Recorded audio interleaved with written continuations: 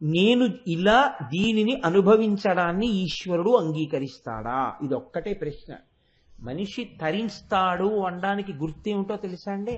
ఇంకొకళ్ళ సర్టిఫికెట్లు ఉండవు. నువ్వు ఒక పని చేసే ముందు నేను ఇలా చెయ్యడాన్ని ఈశ్వరుడు అంగీకరిస్తాడా? దీన్ని మీరు పరిశీలనం చేసుకుని ఈశ్వరుడు అంగీకరిస్తాడు అనిపిస్తే మీరు చేసేయచ్చు. ఈశ్వరుడు దీన్ని అంగీకరించడు అని మీకు అనిపించింది అనుకోండి, ఉత్తర క్షణం మీరు దాన్ని వదిలిపెట్టేశారనుకోండి, మీరు చేయడం ఆపేశారనుకోండి, విషయానుభవమునందు నివేదన స్వభావమున్నది. ఇప్పుడు తను అనుభవించడు తిన్నగా, అనుభవించే ముందు ఇది ఈశ్వరానుగ్రహం అని అనుభవిస్తాడు. ఈశ్వరుడు వద్దన్నదాన్ని ఈశ్వరానుగ్రహం అని మీరు ఎలా అనుభవిస్తారు? మీరు అనుభవించలేరు. ఈశ్వరానుగ్రహము అని అనుభవించడంలో చాలా చమత్కారం ఉంటుంది. అలా మీరు దేన్ని పడితే దాన్ని ఈశ్వరానుగ్రహము అని లోపలికి పుచ్చుకోకూడదు. ఏది పుచ్చుకోవచ్చని ఈశ్వరుడు అన్నాడో దాన్ని మీరు లోపలికి పుచ్చుకోగలరు. ఇప్పుడు నాకు చెప్పండి, మీరు పుచ్చుకునే ముందు ఉమామహేశ్వర పరబ్రహ్మార్పణమస్తు అని దేనికి అనగలరు? ఈశ్వరుడు నువ్వు ఇది తీసుకోవద్దు అన్న పదార్థాన్ని ఉమామహేశ్వర పరబ్రహ్మార్పణమస్తు అని మీరు తీసుకోలేరు కదా. మీరు ఉమామహేశ్వర పరబ్రహ్మార్పణమస్తు అని తీసుకుంటున్నారు అనుకోండి, అలా అని తీసుకోగలుగుతున్నారు అంటే ఏమిటి దాని అర్థం? మీరు ఈశ్వర శాసనమునకు కట్టుబడుతున్నారు. ప్రసాద స్వీకారమునందే అసలు మీ ప్రవర్తన మారిపోయిందండి. ఉత్తర క్షణం మారిపోయింది. ఇప్పుడు ఇలా మీరు తీసుకుని ఇలా మీరు అనుభవిస్తున్నారు అనుకోండి, ఏదైనా దీని యొక్క స్థాయి పెరిగిపోయినప్పుడు ఎలా ఉంటుందంటే రెండు కోణాల్లోకి మారుతుంది. తన వల్ల ఒక గొప్ప పని జరిగినా అది నా వల్ల కాదండి, లోపల నుంచి ఈశ్వరుడు చేయించాడని ఉమామహేశ్వర పరబ్రహ్మార్పణమస్తు. ఇప్పుడు తన లోపలికి తీసుకోవట్లేదు, తనకున్నది బయటికి ఇస్తున్నాడు. అది ఒక గొప్ప విరాళం కావచ్చు. నేను పేర్లు చెప్పకూడదు, ఆయనకి ఇష్టం ఉండదు. మనలోనే ఉన్నారు ఒక మహాత్ముడు. ఆయన నా మాట మేరకి ఒక చోట ఒక పెద్ద విరాళం ఇచ్చారు. కానీ ఆయన అన్నారు, నా పేరు వద్దండి గురువుగారు అన్నారు. ఆయన ఇచ్చేసే ముందు నేను ఎక్కడ పొంగిపోయానంటే లేచి నిలబడి ఆ ద్రవ్యాన్ని ఇస్తూ ఉమామహేశ్వర పరబ్రహ్మార్పణమస్తు అంటూ ఇచ్చి రెండు చేతులతో నమస్కారం చేశారు. మీలో ఉన్నది, మీ విభూతిగా ఉన్నది, మీలో ప్రకాశించినది ఇతరులకు ఈశ్వరానుగ్రహం తప్ప ఇది నాది ఎలా అవుతుందండి? ఆయన అనుగ్రహంతో నాదైంది. ఆయన అనుగ్రహం కోసం ఆయన చేత నా ఉపాధి ద్వారా ఇప్పింపబడి నన్ను సార్థకత చేకూర్చడానికి ఉపయోగపడింది అని మీరు ఉమామహేశ్వర పరబ్రహ్మార్పణమస్తు అని ధారపోయగలిగారు అనుకోండి, ఆ క్షణంలో మీ యందు జ్ఞానము ప్రకాశించింది, ఈశ్వరానుగ్రహం కలిగిందప్పుడు మీకు. న్యాది దేవతలు అంటారు అమ్మవారిని వక్త్రలక్ష్మీ పరీవాహ చలన్మీ నాభలోచన అని పిలిచారు. అమ్మవారి యొక్క కన్నుల గురించి మాట్లాడుతున్నారు. ఆ మాట్లాడేటప్పుడు వాళ్ళు మొట్టమొదట మాట్లాడినటువంటి అమ్మవారి యొక్క నేత్ర వైభవం దేనితో అనుసంధానం చేశారంటే, అమ్మవారి ముఖమునందు ఉండేటటువంటి కాంతి ఒక ప్రవహిస్తున్నటువంటి సరస్సుగా మీరు భావన చేస్తే, కదలికలతో కూడి ప్రవాహంతో ఉన్నటువంటి సరస్సుగా మీరు భావన చేస్తే, అందులో ఉన్నటువంటి చాప పిల్లలే ఆమె యొక్క కన్నులు. నీటి ప్రవాహానికి అందం పూర్ణత్వం ఎప్పుడు కలుగుతుంది అంటే అందులో చాప పిల్లలు ఉన్నప్పుడే కలుగుతుంది. అయితే మీరు ఇక్కడ ఒక విషయాన్ని కొంచెం గమనించవలసి ఉంటుంది. వక్త్రలక్ష్మీ పరీవాహ చలన్మీ నాభలోచన అని పిలిచినప్పుడు ఇప్పుడు అమ్మవారి యొక్క ముఖాన్ని ఒక ప్రవాహంతో, దీప్తి కాంతితో కూడినటువంటి ఒక ప్రవాహంగా, ఒక సరస్సుగా, ఒక సరోవరంగా భావన చేస్తే అందులో ఉన్నటువంటి చాప పిల్లలు కన్నులు. కన్నులు చాప పిల్లలైతే ఉపమాన ఉపమేయ సంబంధము దేనికి దేనికి పడింది? కన్నులకు చాపలకు పడింది. కాబట్టి ఇప్పుడు అమ్మవారి కన్నులు చాపలైతే మీరు దాన్ని సంస్కృతంలోకి మారిస్తే కన్నులను అక్షి అని పిలుస్తారు. కాబట్టి చేపలను మీనములు అంటారు. కాబట్టి ఆ నామము యొక్క పేరు కన్నులను ఒక్కదాన్ని తీసి పక్కన పెట్టి సంస్కృతంలోకి తర్జుమా చేసి చూసుకుంటే అది మీనాక్షి కదండి. కానీ ఈ నామాన్ని లలితా సహస్రనామ స్తోత్రంలో వసిన్యాది దేవతలు ఎక్కడైనా వాడారా? ఎన్నో నామాలు చెప్పారు అమ్మవారికి. కామాక్షి, కళ్యాణి, కదంబ వనవాసిని, రాజరాజార్చిత, రాజరాజేశ్వరి, ఇన్ని నామాలు చెప్పారు. కానీ మీనాక్షి అన్న నామాన్ని మాత్రం ఎక్కడా చెప్పలేదు. లలితా సహస్రనామ స్తోత్రంలో ఉన్నటువంటి గమ్మత్తుల్లో అదొకటి. ఇలా చెప్పకుండా చెప్పారు. వసిన్యాది దేవతలు చెప్పినట్టే, వ్యాసుడు చెప్పినట్టే. ఎలా చెప్పారు అంటే, ఈ ఉపమాన ఉపమేయ సంబంధము చేత అమ్మవారి కన్నులు చాపలలా ఉంటాయి అని చెప్పడం చేత ఆవిడ్ని మీనాక్షిగా మనకి చెప్పేశారు. ఇప్పుడు అమ్మవారి కన్నులను చాపలతోనే ఎందుకు పోల్చాలి? లలితా సహస్రంలో వసిన్యాది దేవతలు మాట్లాడేటప్పుడు అమ్మవారి కన్నులను పోల్చడానికి పూర్వం కవులందరూ వాడినటువంటి ఒక గొప్ప ఉపమానం ఒకటి ఉంది. పద్మాక్షి. కన్నులను పద్మములతో పోలుస్తారు కాబట్టి పద్మాక్షి అని పిలవచ్చు. కానీ అలా పిలవలేదు వాళ్ళు. పిలవకుండా చాపలతోటే సంకేతించారు. దీని వెనక ఏమైనా రహస్యం ఉందా, లేకపోతే కాకతాళీయంగా వాళ్ళు మాట్లాడారా అంటే అది కాకతాళీయంగా మాట్లాడిన మాట కాదు. అందుకే లలితా సహస్రనామ స్తోత్రమునందు మీరు ఒక అక్షరాన్ని తీయవలసినటువంటి అవసరం ఉండదు. అనవసరమైనటువంటి అక్షరము ఒక్కటి కూడా ప్రయోగము చేయబడినటువంటి స్తోత్రం లలితా సహస్రనామ స్తోత్రం. అది సాక్షాత్తుగా వసిన్యాది దేవతలు చెప్పారు. వసిన్యాది దేవతలంటే మాటలు కాదండి, వాళ్ళ అమ్మవారికి 8 దిక్కుల్లో కూర్చుని ఉంటారు. వాళ్ళకి ఒక్కొక్క వర్గం మీద ఒక్కొక్కరికి ఆధిపత్యం ఉంటుంది. అందులో మొదటావిడ కాబట్టి వసిని అన్న దేవతతో ప్రారంభం చేస్తారు. వసిన్యాది దేవతలంటే వాళ్ళకి అక్షర వర్గముల మీద అధికారము కలిగినటువంటి వాళ్ళు.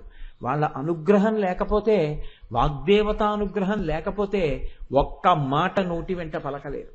సభ దగ్గరికి వచ్చేటప్పటికి ఉత్తర క్షణంలో మరిచిపోతారు. ఒకవేళ లోపల ఉన్న అవతల వారికి అర్థం అయ్యేటట్టుగా చెప్పగలిగినటువంటి ప్రజ్ఞ మీ యందు భాషించదు. యువతలవాడి దగ్గర ఉన్నది యువతలవాడి దగ్గరే ఉంటుంది. అవతలవాడి దగ్గర నేర్చుకుందామన్న తాపత్రయం అలాగే ఉంటుంది. ఇక్కడ లేదా ఉంది, అక్కడ లేదా ఆర్తి ఉంది. కానీ ఆ ఆర్తికి తగినటువంటి విద్య యువతలవారి యందున్న ఈ విద్య అవతలవారి ఆర్తి తీర్చడానికి పనికిరాదు. ఎందుకు పనికిరాదు అంటే, ఆయనకి అవతల వారికి అర్థమయ్యేటట్టుగా చెప్పగలిగినటువంటి ప్రజ్ఞ ప్రకాశించదు. చంద్రశేఖర పరమాచార్య స్వామి ఒకసారి ఒక అనుగ్రహ భాషణం చేస్తూ ఇదే మాట అంటారు. ప్రపంచంలో పిపీలికాది పర్యంతం ఎన్నో జీవరాశులు ఉన్నాయి. 84 లక్షల జీవరాశులు, జాతులు. ఇందులో మళ్ళీ ఒక్కొక్క జీవరాశి కొన్ని కోటాను కోట్లు. ఇలా ప్రపంచమంతా నిండిపోయినటువంటి జీవరాశి ఎంత ఉందో, ఇందులో భగవంతుని యొక్క నామాన్ని పలకగలిగినది, భగవంతుని యొక్క నామాన్ని అర్థం చేసుకోగలిగినది ఒక్క మనుష్యుడే. మళ్ళీ ఈ మనుష్యుల్లో తెలుసుకుందామనేటటువంటి జిజ్ఞాసతో వచ్చి కూర్చునేటటువంటి వాళ్ళు కోట్ల జన్మలుంటే తప్ప అలా వచ్చి కూర్చోలేరు. నేను ఇవాళ ఈ నామాల గురించి చెప్తున్నానని మీరు అనుకోకండి. నేను పరమ సత్యం మీతో చెప్తున్నాను. లలితా సహస్రనామ స్తోత్రం చదవడం కానీ, లలితా సహస్రనామ స్తోత్రంలో ఒక్క నామానికి వ్యాఖ్యానం వినడం కానీ జరిగితే కొన్ని కోట్ల జన్మల తరువాత మాత్రమే అటువంటి స్థితిని అనుభవిస్తారు తప్ప, లేకపోతే వినడానికి అమ్మవారు అధికారం ఇవ్వదు. ప్రణంతుం స్తోతుం వా కథమకృత పుణ్య ప్రభవతి. ఆవిడ ఆ పుణ్యాన్ని చూస్తే తప్ప సభలోకి వచ్చి కూర్చొనివ్వదు ఆవిడ. ఆ అనుగ్రహం ఉన్నది అని గుర్తు ఏమిటంటే, అటువంటి అనుగ్రహాన్ని పొందిన వాళ్ళు సభలో కూర్చుని వింటూ ఉంటారు అమ్మవారి గురించి. కనుక అమ్మవారి గురించి వినడమే అంత కష్టమైతే అమ్మవారి గురించి చెప్పడం మరీ కష్టం. ఆ చెప్పేటప్పుడు అవతల వారికి అర్థమయ్యేటట్టు చెప్పడం ఇంకా కష్టం. తనకి జీర్ణం అవ్వాలి, తనకి జీర్ణమైంది అవతల వారికి పనికొచ్చేటట్టుగా చెప్పగలగాలి. దానివల్ల ఏదో ప్రయోజనం కలగాలి. ఆ ప్రయోజనం కలిగేటట్టు చెప్పగలిగితే అది నీ గొప్ప కాదు అంది శాస్త్రం. అలా నువ్వు చెప్పగలిగావు అంటే నీకు వాగ్దేవి యొక్క కృప లభించింది అని గుర్తు. ఆ అమ్మ అనుగ్రహం ఎంతకాలం ఉంటుందో అంతకాలం నువ్వు అలా చెప్పగలవు. ఆ అనుగ్రహం తొలగిపోయిన మరుక్షణంలో నువ్వెందుకు పనికిరావు, నువ్వు అలా చెప్పలేవు. ఇంకా నీ యందు ఆ ప్రజ్ఞ నశించిపోతుంది. కనుక అది కేవలం అమ్మవారి అనుగ్రహం చేతనే, ఆ వాగ్దేవి కృపచేత మాత్రమే చెప్పగలుగుతారు. కనుక చూడండి, అటువంటి వసిన్యాది దేవతలు అమ్మవారి యొక్క కన్నులను చాపలతో సంకేతించడంలో కాకతాళీయంగా అందరూ ఇతపూర్వం కవులందరూ పద్మములతో పోల్చి ఉన్నారు కనుక ఒక కొత్తతనం కోసం మనం ఇవాళ అమ్మవారి కన్నులను చాపలతో సంకేతించి ఉపమాన ఉపమేయములను ప్రయోగం చేద్దామనేటటువంటి భావనతో అటువంటి ప్రయోగములు చేసి ఉండి ఉంటారా? కాదు. ఇందులో మీరు తెలుసుకోవలసినటువంటి ఒక నిగూఢమైనటువంటి రహస్యం ఒకటి ఉన్నది. అమ్మవారి ముఖమంతా కాంతిమయమే. ఎందుకనంటున్నారు ఆ మాట? వక్త్రలక్ష్మీ పరీవాహ అంటున్నారు. వక్త్ర లక్ష్మీ పరీవాహ, ప్రవహించుతున్న, అది నిలబడిపోయిన కాంతి కాదు, కదులుతోంది. సరోవరంలో నీరు ప్రవహించినట్టుగా ప్రవహిస్తోంది కాంతి. ఇప్పుడు ఈ కాంతి చాలండి మీకు. కన్ను మొట్టమొదట దేన్ని పట్టుకుంటుంది అంటే, కన్ను మొదట పట్టుకునేది కాంతినే పట్టుకుంటుంది. మీరు అందుకే చూడండి, ఒక చీకట్లో ఉన్నారనుకోండి, ఎక్కడో ఒక చిన్న అగ్గిపుల్ల వెలిగితే వెంటనే కన్ను ఆ అగ్గిపుల్ల వెలుగును ఆకర్షించేస్తుంది, ఆ వెలుగు వైపుకి చూసుకుంటుంది. అమ్మవారి ముఖమంతా కాంతితో దీపించి ఉంటే, ఇప్పుడు ఆ ముఖమునందు ఉన్నటువంటి కాంతి దీప్తియే గొప్పది. కాంతి దీప్తి గొప్పదా, కన్నులు చాపలతో పోల్చబడడం గొప్పదా? మీరు ఆలోచించండి. కాంతి తనంత తాను చాలా గొప్పదండి. అమ్మవారి ముఖమే కాంతి, కాంతి ప్రవాహం అది. అటువంటి కాంతి ప్రవాహమైనటువంటి ముఖం ఉంటే కన్నులు చాలా చాలా గొప్పవై ఉండాలి కదా. చాలా చాలా గొప్పవైనటువంటి కన్నులను పోల్చేటప్పుడు వాటిని చాపలతో ఎందుకు సంకేతించారు? కాంతి కన్నా చాప గొప్పదేం కాదు. కాంతి తనంత తానుగా గొప్పది. తనంత తానుగా గొప్పదైనటువంటి కాంతి కన్నా ఒక చాపతో కన్నులను ఎందుకు పోల్చాలి? కన్నులు చాలా చాలా గొప్పవి. మామూలుగా మనకే జ్ఞానేంద్రియాలన్నిటిలోనూ గొప్పది ఇది అంటే కన్ను. అందుకే కన్నుకి నయనము అని పేరు. నయనము అన్న మాటలోంచే నాయక, నేత ఈ మాటలు వస్తాయి. నాయకుడు ముందుండి నడిపించినట్టే కన్ను కూడా నడిపిస్తుంది. ముందు 5 జ్ఞానేంద్రియాల్లోనూ మనసు ఉపయోగించి చూడడానికి ముందు మనసు వెంపర్లాడి దేంతో చూస్తుంది అంటే కంటితోటే అవతల వస్తువుని చూడడం మొదలెడుతుంది. ఆ తర్వాత మిగిలిన ఇంద్రియాలు పెడతాయి. అంత గొప్పదైనటువంటి కన్నుని చాపతో దేనికి పోల్చినట్టు? కాంతి సరోవరముగా ముఖమునంటే చాప గొప్పదా అంతకన్నా? మరి ఎందుకు అమ్మవారి కన్నులను చాపలతో పోల్చారు? కన్నులు గొప్పవైతే కన్నులకి ఉపమానం గొప్పదై ఉండాలి కదా. ముఖ ఉపమానం గొప్పదిగా కనపడుతోంది బాహ్యంలో చూసినప్పుడు. దీనికి పెద్ద పాండిత్యమో ప్రకర్షం ఏం అక్కర్లేదు. కాంతి గొప్పదా, కాంతి ప్రవాహము గొప్పదా? ఒక కాంతి ప్రవాహముతో కూడినటువంటి సరస్సు గొప్పదా, ఒక చాప గొప్పదా అని మిమ్మల్ని అడిగారు అనుకోండి, ఏది గొప్పదంటారు? కాంతి ప్రవాహముతో కూడిన సరస్సే గొప్పది. మరి ఇప్పుడు చాలా గొప్పవైనటువంటి కన్నులను చేపలతో ఎందుకు పోల్చారు? ఇప్పుడు తక్కువ చేసినట్ట ఎక్కువ చేసినట్ట? అంటే మామూలుగా పైకి దాన్ని విచారణ చేసి చెప్పవలసి వస్తే ఏమని చెప్తామంటే తక్కువ చేశారనే చెప్పవలసి ఉంటుంది బాహ్యంలో. కానీ ఇక్కడే నేను మీతో మనవి చేసినటువంటి విషయం, లలితా సహస్రంలో ఉండే నామముల యొక్క చమత్కారం ఎక్కడుంటుందంటే, మీరు పైన ఉండేటటువంటి అర్థం చూస్తే ఒక స్థాయిలో అనుభవిస్తారు. దాన్ని మీరు బాగా ధ్యానం చేసి ఆలోచన చేస్తే మీకు దొరికేటటువంటి అమృతం వేరుగా ఉంటుంది. ఇప్పుడు మీరు చేపలతో ఎందుకు పోల్చి ఉంటారు అన్న విషయాన్ని బాగా పరిశీలనం చేశారనుకోండి, చేప యందు 3 లక్షణాలు ఉంటాయి. చేపయే సృష్టికర్త, చేపయే స్థితికర్త, చేపయే ప్రళయకర్త. ఎలా అంటారేమో, చేపకి పురుష చేపతో మగ చేపతో ఆడచేప కలవదు. బాహ్యంలో స్త్రీ పురుష సంపర్కము చేత మాత్రమే ఆయా జాతులు పరిఢవిల్లుతాయి. కానీ ఒక్క చేపల యందు మాత్రం స్త్రీ పురుష మీనముల యొక్క సంపర్కము ఉండదు. సృష్టి చెయ్యాలి, చేపల్ని కనాలి అనేటటువంటి కోరిక కలగగానే ఆడచాప మగచాప వంక, మగచాప ఆడచాప వంక ఆ సంబంధమైన కోరికతో చూస్తాయి. చూడగానే ఆడచాపకి తన సంతానాన్ని పెంచగలిగినటువంటి శక్తి ఉద్భుతమవుతుంది. ఇప్పుడు చేప పిల్లలు వచ్చాయి. సృష్టికర్త సృష్టి ఎలా చేసింది? స్త్రీ పురుష సంపర్కంతో చేయలేదు, కేవలము చూపులతో చేసింది. 2, ఇప్పుడు పిల్లల్ని పోషించాలి. పోషణ చెయ్యవలసి వస్తే చేప స్తన్యం ఇవ్వదు. లోకంలో అన్నీ ఏం చేస్తాయంటే స్తన్యం ఇచ్చి పోషిస్తాయి పిల్లల్ని.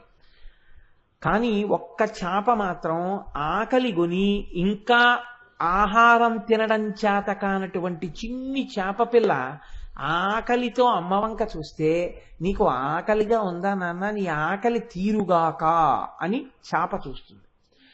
ఆడచాప తన పిల్లలన్నిటి వంక ఇలా తలడి తిప్పి చూస్తే చిన్ని చిన్ని చేప పిల్లలన్నిటికీ కడుపు నిండిపోతుంది. ఇది ఈ సృష్టిలో ఆశ్చర్యకరమైనటువంటి విషయం. తన చూపులతో పోషిస్తుంది చేప తన పిల్లల్ని. అందుకే స్థితికర్త. చేపకి ఆహారం చేపే. చేపని మింగేస్తుంది. చిన్న చేప నువ్వు పెద్ద చేప అని ఎక్కడో విన్నాను నేను. అందుకని చిన్న చేపని పెద్ద చేప మింగేస్తుంది. అదేమిటి, నా జాతిది కదా అని ఏం వదిలిపెట్టదు. సాధారణంగా లోకంలో ఉండేటటువంటి నియతి ఎలా ఉంటుందంటే, ఆ జాతి ప్రాణి వేరొక జాతి ప్రాణిని తింటుంది తప్ప ఆ జాతి ప్రాణిని మింగేయడం అనేటటువంటిది చాలా అరుదుగా ఉంటుంది తెలిసి. కానీ చేపలలో ఉండే గమ్మత్తు ఏమిటంటే, పెద్ద చేపలు చిన్న చేపల్ని మింగేస్తాయి తెలిసి ఉండే కడుపు నింపుకోవడానికి. పరబ్రహ్మము కూడా సృష్టి చేసేటప్పుడు స్త్రీ పురుష సంపర్కము కానీ ప్రకృతి పురుష సంపర్కము కానీ బాహ్యముగా మానవాళి యందు జీవకోటి యందు ఎలా ఉంటుందో పరాత్పరుడి యందు అలా ఉండదు. అందుకే పోతన గారు భాగవతంలో ప్రార్థన చేస్తే, శ్రీకైవల్య పదంబు చేరుటకునై చింతించదన్ లోక రక్షైకారంభకు భక్తపాలన కళా సంరంభకున్ దానవోద్రేక స్తంభకు కేళి లోల విలస దృగ్జాల సంభూత నానా కంజాత భవాండ కుంభకు అన్నారు.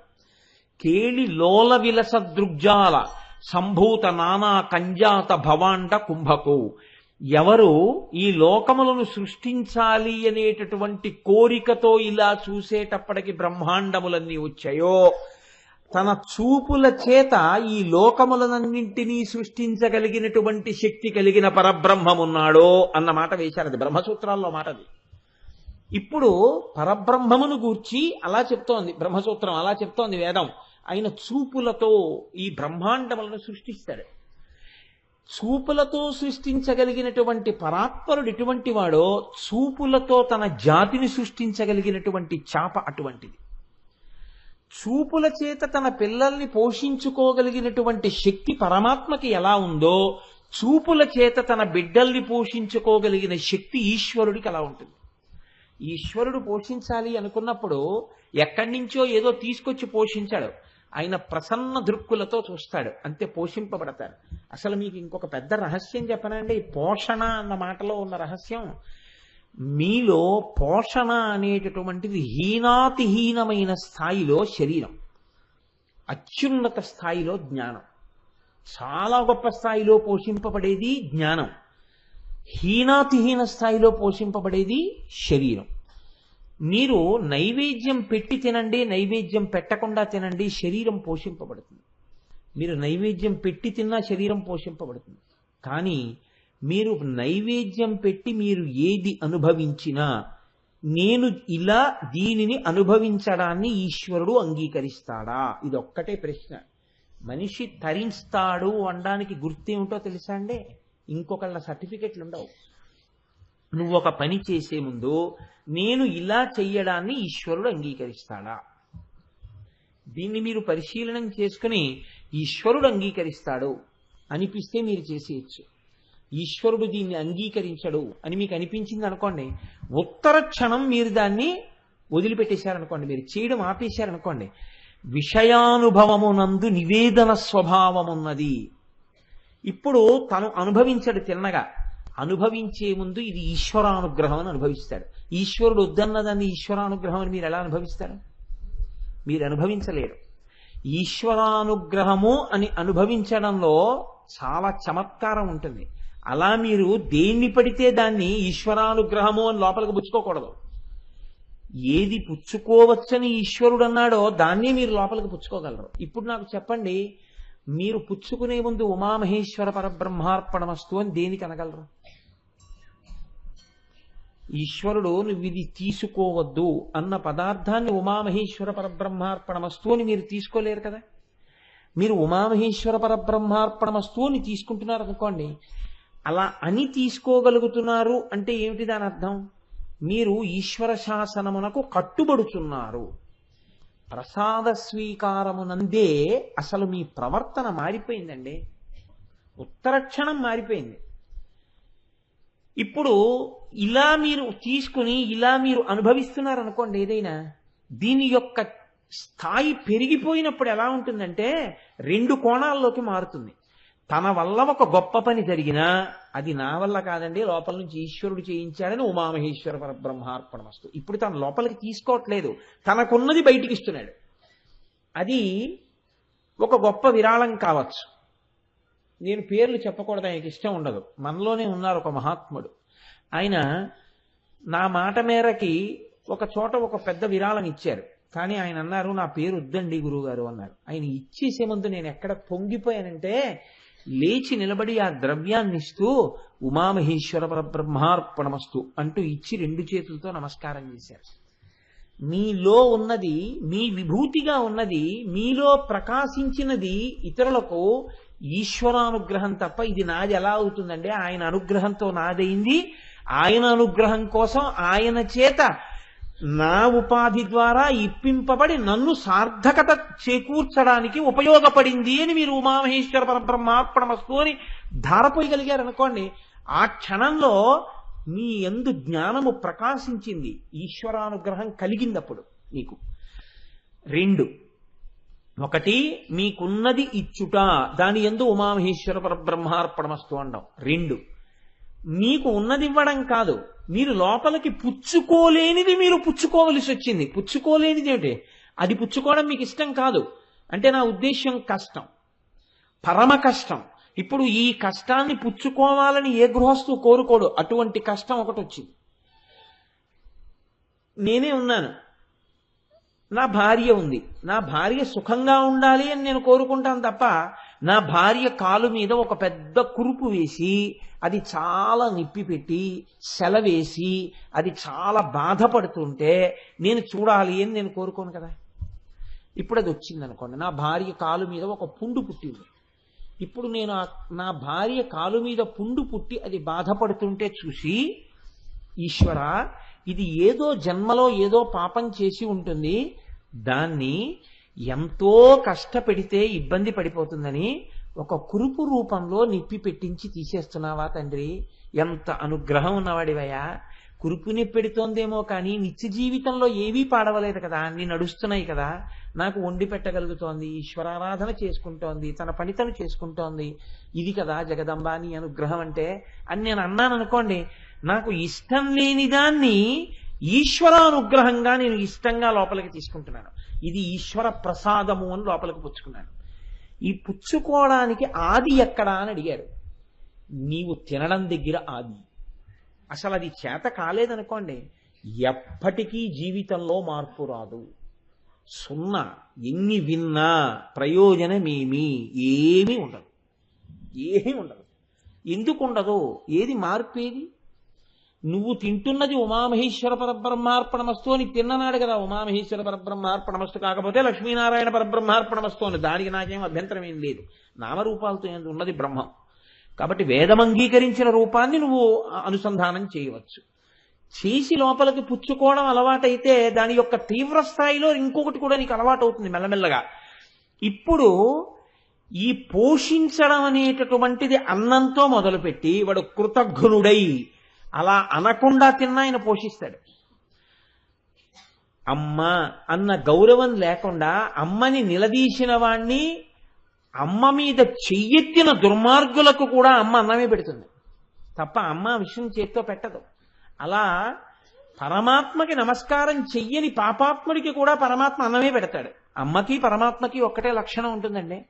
కానీ అందుకే నేను అన్నమాట, హీన స్థాయిలో ఉపాధి పోషణ, పై స్థాయిలో జ్ఞాన పోషణ. ఇది ఎక్కడి నుంచి వస్తుంది? మీరు తీసుకోవడంలో వస్తుంది. ఇప్పుడు ఈ ఇచ్చి పోషించే లక్షణంలో ఉన్నటువంటి వైవిధ్యాన్ని పాలన అంటారు. ఒక్క గాట కడితే పాలన అనరు. పరిపాలన అంటే ఎవరిని ఎలా చూడాలో, ఎంత గౌరవం ఇవ్వాలో అంత గౌరవం ఇచ్చి వారిని ఆయా స్థాయిలలో ఉద్ధరించగలగడం పరిపాలన.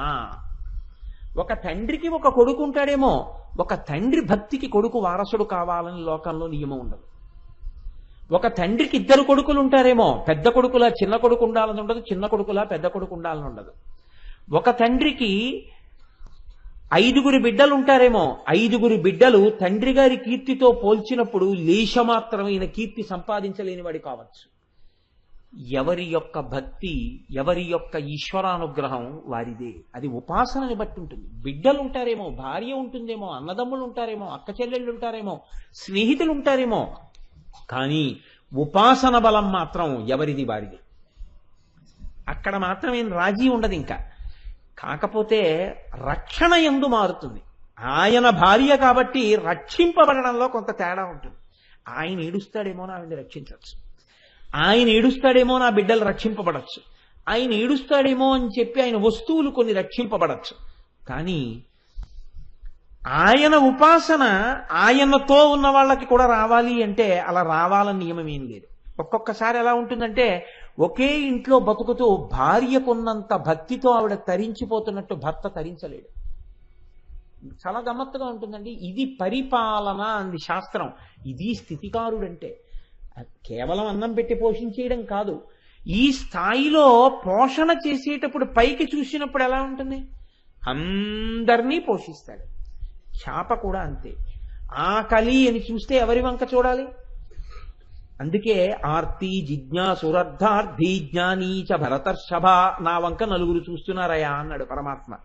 ఆర్తితో ఉన్నవాడు ఆయన వంకే, ఆర్తి జిజ్ఞాసువు ఆయన వంకే, అర్ధార్థి ఆయన వంకే, జ్ఞాని ఆయన వంకే, నలుగురు ఆయన వంకే. జ్ఞానిని పోషించినట్టుగా జిజ్ఞాసువుని పోషించడు, అర్ధార్థికి ఇచ్చినట్టుగా జ్ఞానికి ఇవ్వడు. జ్ఞానికి అర్థం చూస్తే సంతోషపడిపోడు, జ్ఞానము పెరిగితే సంతోషిస్తాడు. అందుకని ఆయనకి జ్ఞానం ఇస్తాడు, వీడికి అర్థం ఇస్తాడు. ఎవడు దేనికి ఆనందిస్తాడో అది వాడికి ఇస్తాడు. ఎవడు దేనికి ఆనందిస్తాడో నీ పక్క వాళ్ళకి తెలిసినట్టు కాదు, నీ మనసు ఆయనకి తెలుసు, అది నీకు ఇస్తాడు. అందుకే కొంతమంది లీకి మాట మాట్లాడుతుంటారు, ఆయనకి సరస్వతీ కటాక్షం ఉంది కానీ లక్ష్మీ కటాక్షం లేదండి. నువ్వెవడు ఆ మాట అనడానికి? ఆయనకి ఏ కటాక్షం ఇవ్వాలో ఈశ్వరుడికి తెలుసు. నీకెందుకు లేనిపోని నిర్ణయాలు, నీకెందుకు ఆ తీర్పులు? ఆయనకి ఏ కటాక్షం పొందాలో ఆయనకి తెలుసు, ఆయనకి ఏమి ఇవ్వాలో ఈశ్వరుడికి తెలుసు. పోతన గారు దరిద్రుడు అన్నాడు అనుకోండి, ఎవడో అన్నవాడు పాడయ్యాడేమో కానీ పోతన గారు పాడవుతారా? పోతన గారు కోరుకున్నది మోక్షం, శ్రీకైవల్య పదంబు చేరుటకునై. అంతేగాని నాకు అంత ఐశ్వర్యం కావాలని పోతన గారు అడగను లేదు, పరమేశ్వరుడికి ఇవ్వవలసిన అవసరం ఉన్నది. ఏడిచేవాళ్ళు చాలా మంది ఉన్నారు, వాళ్ళకి ఇస్తాడు. ఆ తర్వాత ఎప్పుడో తెలుసుకుంటాడు, ఏం పట్టుకెళ్ళానరా ఇందులో, అలా అడగలేకపోయానే అనుకుంటాడు. కాబట్టి ఇప్పుడు అందరెవరి వంక చూడాలి? ఆయన వంకే చూడాలి. చేపలన్నీ పిల్లలన్నీ ఎవరి వంక చూడాలి? పోషణకి తల్లి వంకే చూడాలి. ఇప్పుడు తల్లి ఏం చేస్తోంది? పోషణ యందు తేడా లేదు, సమానంగా పోషిస్తోంది. వాటిలో మార్పుని బట్టి వాటి ఉత్తరం ఉంటుంది. కాబట్టి లయకారకత్వం ఎవరు చేస్తున్నారు? చేపే చేస్తోంది, ఆ చేపే మింగేస్తోంది. ఈ సృష్టించిన వాడే మనందరినీ ఒకానొకనాడు లయం చేసుకుంటున్నాడు. ఏ పరబ్రహ్మము మనని సృష్టించిందో ఆ పరబ్రహ్మమే మళ్ళీ దీన్ని పంచభూతాల్లో కలుపుతుంది. ఇంకా వేరే ఒకడెవరే ఉండడు ఇంకా పంచభూతాల్లో కలపడానికి, వాడే ఉంటాడు. అందుకే మీరు సనాతన ధర్మమునందు చాలా గొప్పగా ఉంటుంది ఒక మాట, మృత్యువు దేవత. సనాతన ధర్మంలో మృత్యువు శత్రువు కాడు, మృత్యువు దేవత, మృత్యుదేవత. ఎందుకని? నీ శరీరము జర్జరీభూతమైపోయి మంచంలోంచి లేచి మలమూత్రములు విసర్జించలేని స్థితిలో కూడా ఇంకా పాడుగూడు పట్టుకుని వేలాడుతుంటే, చాలేవయా ఏం చేసావు దీంతోటి, ఇంకేం చేద్దామని ఇంకొకటి ఇస్తాను, అందులో ఏమైనా ఏడిస్తే ఏడని విడిపించేవాడు ఎవడో, వాడు దేవత. లేకపోతే అందులో పడి ఉంటావు ఆ గూట్లో. విడిపించాడు కాబట్టి వాడు దేవతేనయా అన్నారు అంతే. సనాతన ధర్మము యొక్క కోణం అలా ఉంటుంది తప్ప ఎవ్వరినీ అసలు వేరు కోణంలో చూడడం అన్నది సనాతన ధర్మానికి ఉండదు. ఇంద్రియ లౌల్యం ఎవరికి ఉంటుందో వాళ్లే చాలా దైన్యమునందున్నవాడిగా చూస్తుంది శాస్త్రం. వాడు ఉద్ధరింపబడాలని కోరుకుంటుందంతే. కనుక ఇప్పుడు లయ ఎవరు చేస్తున్నారు? చాపే చేస్తోంది. ఆడచాపయే పోషించినట్టు, ఆడచాపయే సృష్టించినట్టు, ఆడచాపయే తినేసినట్టు. అమ్మవారి కన్నులు చేపలైతే ఆవిడ తన చూపులతో సృష్టిస్తోంది, తన చూపులతో పోషిస్తోంది, తన చూపులతో లయం చేస్తోంది. ఇది మీనాక్షి.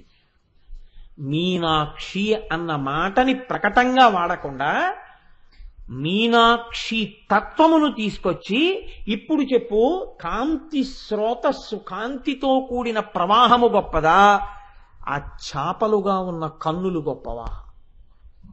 ఆ కన్నులే గొప్పవి. సృష్టి స్థితి లయ ఇప్పుడు ఆ కంటిలో ఉన్నాయి. ఆ కంటి శక్తి అది. మన కంటికే ఉంది. మన కంటికి రెండే శక్తులు. ఇది నాదైతే బాగుండునో, అవలేదు కనురాపు, అయింది వ్యామోహం, అంతే. రెండే శక్తులు. అమ్మవారికి అంత గొప్ప శక్తులన్నీ ఆవిడ కంట్లో ఉన్నాయి. అందుకని మీనముతో తప్ప సంకేతించడానికి వీలు కాక ఇంకా మీనాక్షి అన్నారు. మీకు ఇంకా ఆశ్చర్యకరమైన ఒక విషయాన్ని ఒకటి మీకు విజ్ఞాపన చేసే ప్రయత్నం చేస్తాను. మీకు మిగిలినటువంటి దేవతా స్వరూపములు భూమండలం మీద ప్రవర్తించి మనుష్యులలాగే ఇక్కడ బిడ్డల్ని కన్నారా అని ప్రశ్న వేయవలసి వచ్చిందనుకోండి. మీకు శ్రీ మహావిష్ణువు యొక్క అవతారములలో రామావతారం అలా బిడ్డల్ని కంది. పూర్ణంగా మనుష్యుల్లా ప్రవర్తించింది. అందుకే లవకుశుల బిడ్డల్ని కన్నాడు రామచంద్రమూర్తి. సీతమ్మ తల్లి గర్భిణి అయి గంగ ఒడ్డున ఆశ్రమంలో ఉంది. 11,000 సంవత్సరములు పరిపాలన చేశాడు రామరాజ్యమనైన. మళ్ళీ అలా ఈ లోకంలో అమ్మవారు అయ్యవారితో కాపరం చేసి ఒకరికి బిడ్డయి తాను బిడ్డల్ని కని ఆ బిడ్డల్ని ఈ భూమండలాన్ని పరిపాలింపచేసినటువంటి ఘనత ఏ నామంతోటో తెలుసా? మీనాక్షి. మీనాక్షిగానే ఆవిడిక్కడ పుట్టింది, పెరిగింది, పెళ్లి చేసుకుంది, బిడ్డల్ని కంది. ఆ తర్వాత మన్ని పోషించడం కోసమని వచ్చి ఇక్కడ కూర్చుంది. అలా కూర్చున్న రూపమే మీనాక్షి రూపం. ఇది ఎలాగైంది అని మీకు అనుమానం రావచ్చు. అసలు మీనాక్షి అమ్మవారు అక్కడ ఉన్నారన్న విషయం కూడా ఎవ్వరికీ తెలియదు. ఒకప్పుడు ఒక పెద్ద అరణ్యంలో, ఇప్పుడు మధురై అని మనం పిలుస్తున్న చోట మహారణ్యం ఒకటి ఉండేది. అందులో ధనంజయన్ అనబడేటటువంటి ఒక వ్యాపారి వెళ్ళిపోతున్నాడు. వెళ్ళిపోతూ బడలికతో ఒక చిన్న ప్రాకారం లాంటిది ఉంటే దాని పక్కన కూర్చున్నాడు. చీకటి పడిపోయింది. చీకటి పడిపోయింది. ఇక్కడ పడుకుందామని అతను సర్దుకు పడుకుంటున్నాడు. లోపల దేవతలు పూజలు చేస్తున్న చప్పుళ్ళు వినపడ్డాయి. ఇప్పటికీ అరుణాచలంలో అలా వినపడతాయి, దేవతలు నాట్యాలు చేస్తూ అవిని. అలా దేవతలు పూజలు చేస్తున్న చప్పుడు వినపడింది. అతను లోపలికి వెళ్ళి చూశాడు. మన తూర్పుగోదావరి జిల్లాలో జరిగిందండి అలాగా.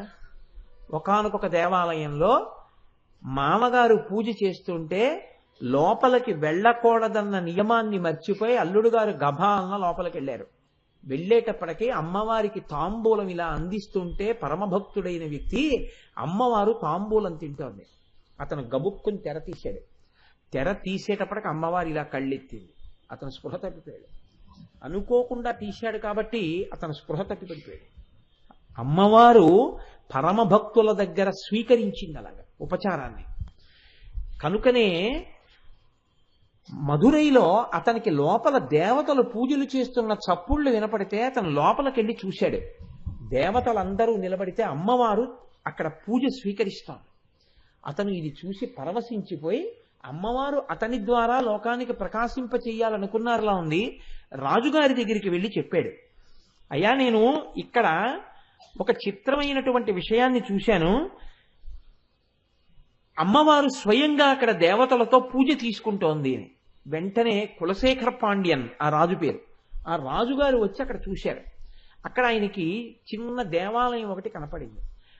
ఇక్కడ పరాశక్తి వెలిసి ఉన్నది అని ఆయన ఏం చేశాడంటే ఒక చిన్న గుడి కట్టి, ఆయనకి బిడ్డలు లేరు.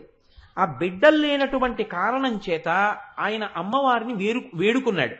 వేడుకుంటే మలయధ్వజ పాండ్యన్ అనేటటువంటి కొడుకు పుట్టాడు అక్కడ. ఈ మలయధ్వజ పాండ్యన్కి బిడ్డలు పుట్టలేదు.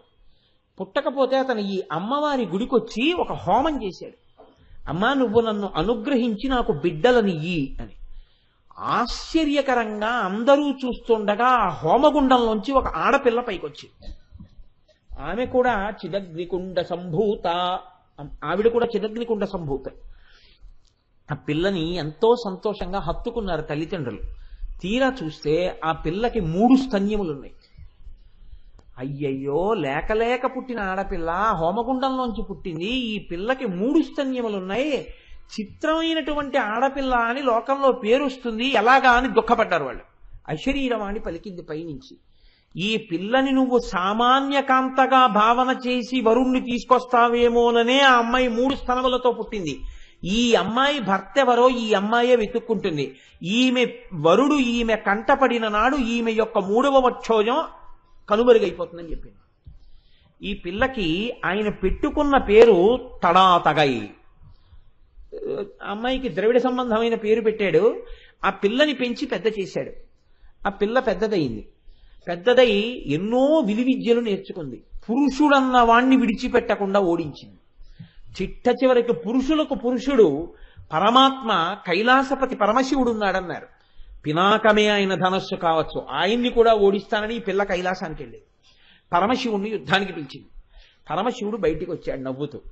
ఆయన బయటికి వచ్చేటప్పటికీ ఈమె యొక్క 3వ స్తన్యము అదృశ్యమైంది. ఈమె అంది, ఈయనే నా వరుడు అని కైలాసం నుంచి పరమశివుణ్ణి భూమి మీదకి తీసుకొచ్చింది. ఆయనే సుందరేశ్వరుడు. ఇప్పటికీ అందుకే పరిపాలన చేసింది కాబట్టి పాలనాంశ మధురైలో అమ్మవారిదే, చిదంబరంలో అయితే అయ్యవారిది, మధురైలో అమ్మవారిది. ఇక్కడికి తీసుకొచ్చి ఆ పిల్ల తన భర్తని తీసుకొచ్చి తండ్రి గారిని అడిగింది, నాన్నగారు ఈయనకి నన్ను కన్యాదానం చేయండి అని. యథార్థంగా అమ్మవారిని పరమశివుణ్ణి పీటల మీద కూర్చోపెట్టి కన్యాదానం చేసినటువంటి పరమాద్భుతమైన స్థితిని మలయధ్వజ పాండ్యన్ పొందాడు. పార్వతీ కళ్యాణం యథార్థంగా చేశాడు. యథార్థంగా చేసిన తరువాత ఆయనకి కొడుకులు లేరు, ఈ పిల్ల ఒక్కతే పుట్టింది. ఈ పిల్లకి పరమశివుడికి కలిపి వీళ్ళు రాజ్యం చేస్తుండగా ఈ పిల్ల ఉత్తరాధికారి రాజ్యాన్ని నిర్వహణ చేసింది. ఈమె రాజ్య నిర్వహణ చేస్తుండగా ఈమెకి సుబ్రహ్మణ్యేశ్వర స్వామి వారి అంశలో ఒక పిల్లవాడు పుట్టాడు. ఆ పిల్లవాడే ఉగ్రపాండ్యన్. ఇప్పటికీ మీరు మధురై దేవాలయం చరిత్ర చదివితే అందులో ఉంటాయి ఈ విషయాలన్నీ.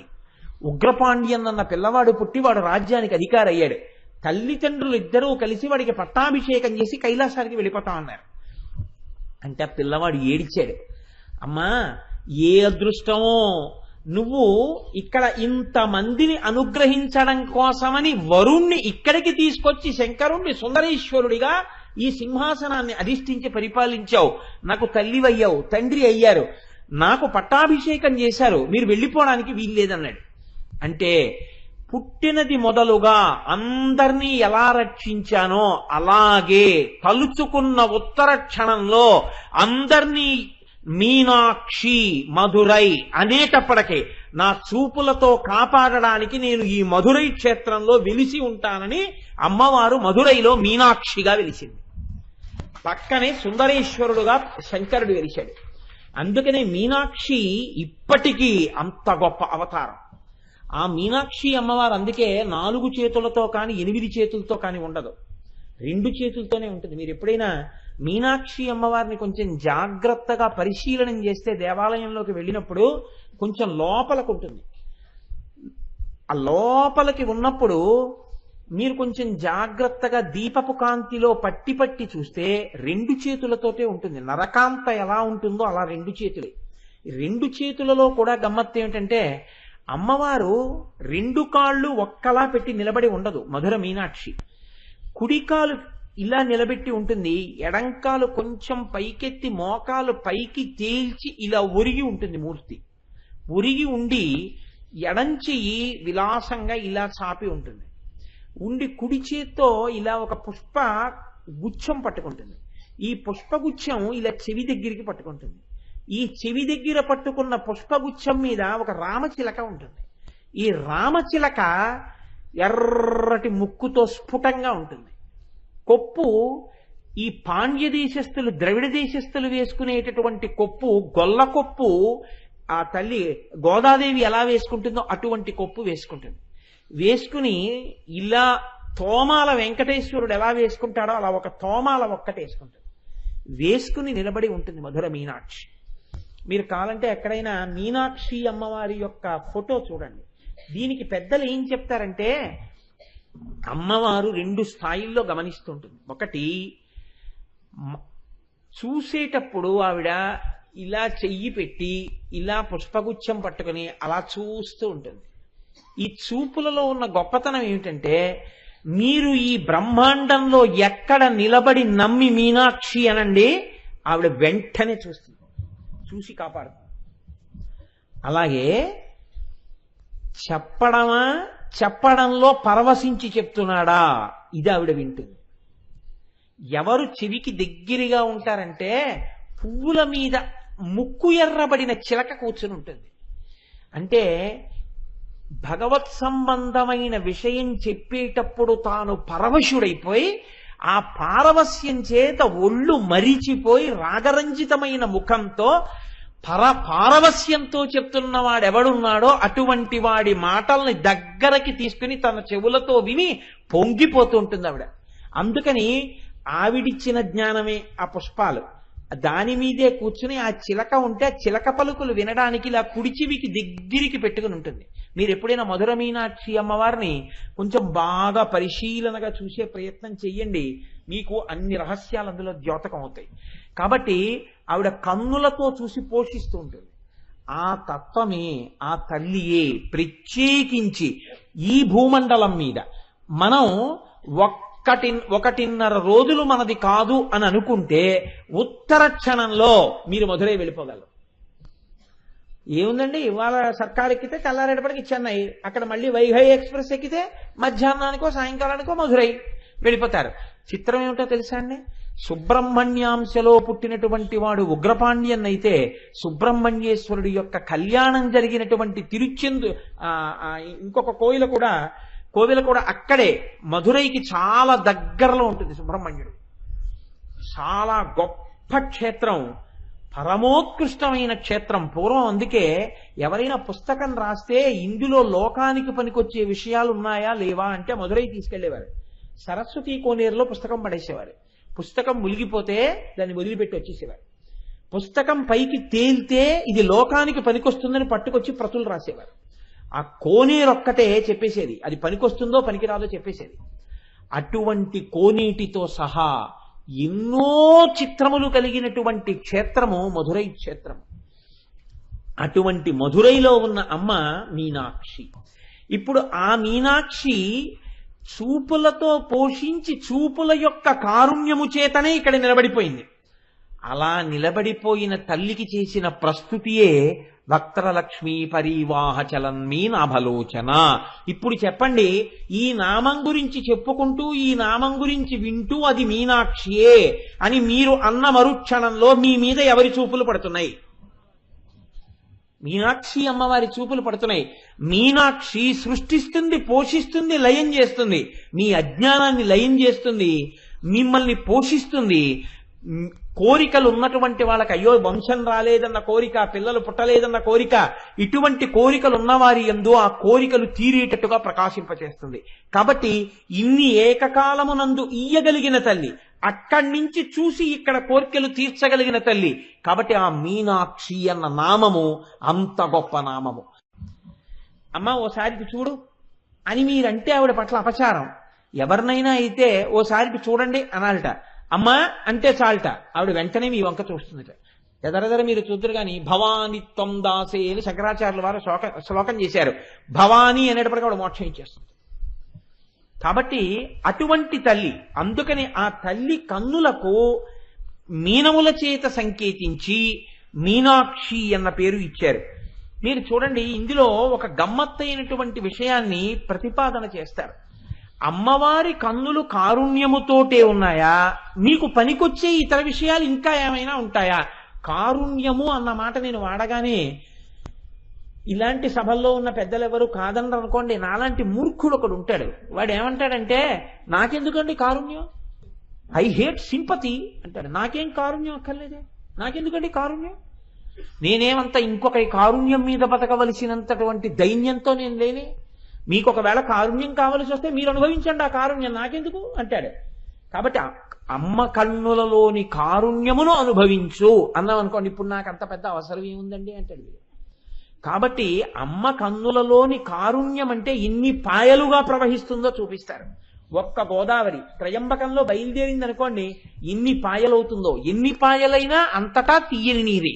ఇన్ని పాయలై ఎన్ని రకాలుగా కారుణ్యము విస్తరిల్లుతోందో మీరు చూసిన తరువాత ఏ పాయ మీరు వద్దనంటారో నాకు చూపించండి. ఒక నది ప్రవహిస్తుంది, మీరు బాగా గమనించండి. ప్రవహించేటప్పుడు ఒక అరణ్యంలోనూ ప్రవహిస్తుంది, చిన్న చిన్న ఊళ్ళ నుంచి ప్రవహిస్తుంది, క్షేత్రాల ముందు నుంచి ప్రవహిస్తుంది. ఒక చోట అమ్మవారి అనుగ్రహం అని మీరు అనవలసి ఉంటుంది. ఆ నది ఒడ్డున పెద్ద పెద్ద నగరములు వస్తాయి. ఈ నగరము రావడానికి ప్రధాన హేతువేది అంటే అక్కడ నది ఉండడమే. ఒక రాజమండ్రి అంత విస్తరిల్లడానికి కారణమేమి అంటే ఆ రాజమహేంద్రి ఏర్పడడానికి కారణం గోదావరి. నాకు బొంబాయి వెళ్ళినప్పుడు అదే అనిపించేదండి. నేను బొంబాయిలో ఉపన్యాసాలు చెప్పేసి బయలుదేరి వచ్చేస్తున్నప్పుడో బయలుదేరి వెడుతున్నప్పుడో నాకు జ్ఞాపకం లేదు, కానీ మా మోహన్ రావు గారితో వచ్చేస్తూ విమానం ఆకాశంలోకి లేచిపోయిన తర్వాత కొద్ది ఎత్తులో ఉన్నప్పుడు ఆ పైనుంచి చూస్తే, ఓయ్ బాబోయ్ ఎంతటి మహానగరం, ఎన్ని లక్షల ఇళ్ళు. ఒక మనిషి ఇంకొక మనిషి దగ్గరికి వెళ్ళాలంటే 4 గంటలు 5 గంటలు ప్రయాణం, విసిగిపోతాడు. రోడ్లన్నీ పొగే, ఎక్కడ చూసినా జనమే, చీమల బారులు, అన్ని కార్లు, అసలు నడవడానికి ఉండదు. ఇంతటి మహానగరంలో ఇన్ని లక్షల మంది ఇంత సంతోషంగా బతికేస్తున్నారు. ఇంతమందికి నీళ్లు దొరికేస్తున్నాయి, పక్కన సముద్రం తప్ప ఏమీ లేదు. ఇంతమందికి నీళ్లు దొరుకుతాయి, ఇంతమందికి కరెంటు దొరుకుతుంది, ఒక్కనాడు పవర్ కట్ ఉండదు. కటిక పేదవాడు పూరి గుడిసెలో ఉన్నవాడి దగ్గర నుంచి ఐశ్వర్యమునకు హద్దు చెప్పగలిగినటువంటి వాళ్ళ వరకు ఆ బొంబాయి నగరంలోనే ఉన్నారు. ఆ మాటకొస్తే దేశ ఆర్థిక రాజధాని బొంబాయి. ఇంతటి ఐశ్వర్యం ఈ నగరానికి ఎక్కడి నుంచి వచ్చింది అని మీరు చూశారనుకోండి, ఇంతమంది ఇక్కడ అన్నం ఎలా తింటున్నారు అని. ఖచ్చితంగా ఒక్కటే, అంటే ఆ నగరమునకు అమ్మవారి అనుగ్రహం ఏదో ఉంది. లేకపోతే అన్ని కోట్ల మంది అన్నం ఎలా తింటారండి అక్కడ? శిలాభోగం స్థలాభోగం అని ఒక్క ఊళ్ళో రోజు అన్ని విస్తళ్ళు లేస్తున్నాయి, అంత అన్నశాంతి జరుగుతోంది, అన్ని కోట్ల వ్యాపారం జరుగుతోంది, అక్కడి నుంచి అన్ని జరుగుతున్నాయి, దేశాన్నంతటినీ శాసిస్తోందంటే ఆర్థికంగా ఆ నగరమునకు అమ్మవారి అనుగ్రహము ఎంత పరిపుష్టమై ఉండాలి. లేకుండా అంతమంది బతకలేరు అక్కడ. అలా శంకర భగవత్పాదులు అమ్మవారి యొక్క కారుణ్యము ప్రవహిస్తే ఎలా ఉంటుందో చూపిస్తారు ఆవిడ కళ్ళల్లోంచి. శంకరులకు శంకరులే సాటి, రోజు అంతే, అంతకన్నా ఇంకో మాట అనడానికి నాకు కుదరదు. ఆయన అంటారు, విశాలా కళ్యాణి స్ఫుటరుచిరయోధ్యా కువలయై కృపాధారాధారా కిమపి మధురా భోగవతిక అవంతే దృష్టిస్తే బహునగర విస్తార విజయ ధ్రువం తత్తన్నామ వ్యవహరణ యోగ్యా విజయతే అన్నారు. అమ్మా, మహారాజు దండయాత్రకు బయలుదేరుతాడు. బయలుదేరినప్పుడు తను పరిపాలించేటటువంటి రాజధాని ఎక్కడో ఉంటుంది. కృష్ణదేవరాయల వారు పరిపాలించినటువంటి విజయనగరం కర్ణాటకలో ఉంది, హంపీలో, ఆంధ్రదేశానికి బోర్డర్లో. అక్కడ ఉన్నటువంటి కృష్ణదేవరాయల వారు ఒరిస్సాలో ఉండేటటువంటి గజపతుల వరకు ఓడించడానికి వెళ్ళారు. సింహాచల దేవస్థానానికి కూడా ఎన్నో కానుకలు ఇచ్చారు. వెంకటాచలంలో తన మూర్తులే పెట్టుకున్నారు.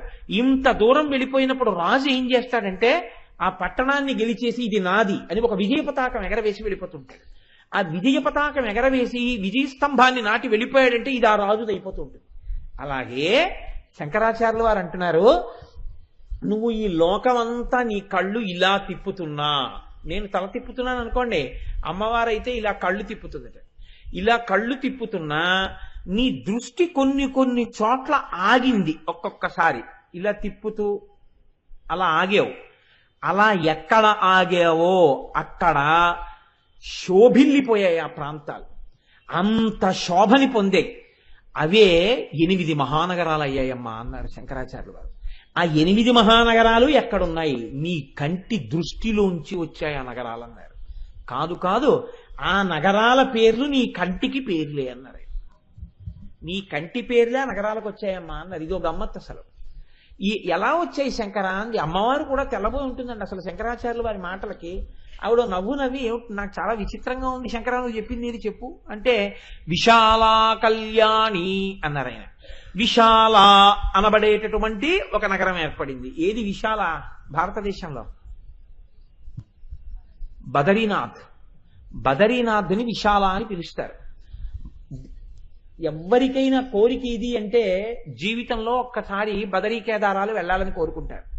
అంత గొప్ప బదరీనాథ్, ఆ క్షేత్రానికి అంత గొప్పతనం రావడానికి కారణం అమ్మవారి యొక్క దృష్టి ప్రసారం కాసేపు అక్కడ నిలబడింది. పైకి అమ్మవారి దృష్టి విశాల. విశాల అంటే ఎక్కడో ఒక్క చోట పడేటటువంటి దృష్టి కాదు. ఎంతమందినైనా, ఎంత దూరంలో ఉన్న వాళ్ళనైనా ఉద్ధరించగలిగి, ఎంత దూరమైనా చూసి రక్షించగలిగినంత గొప్ప దృష్టి కలిగినటువంటి అమ్మ.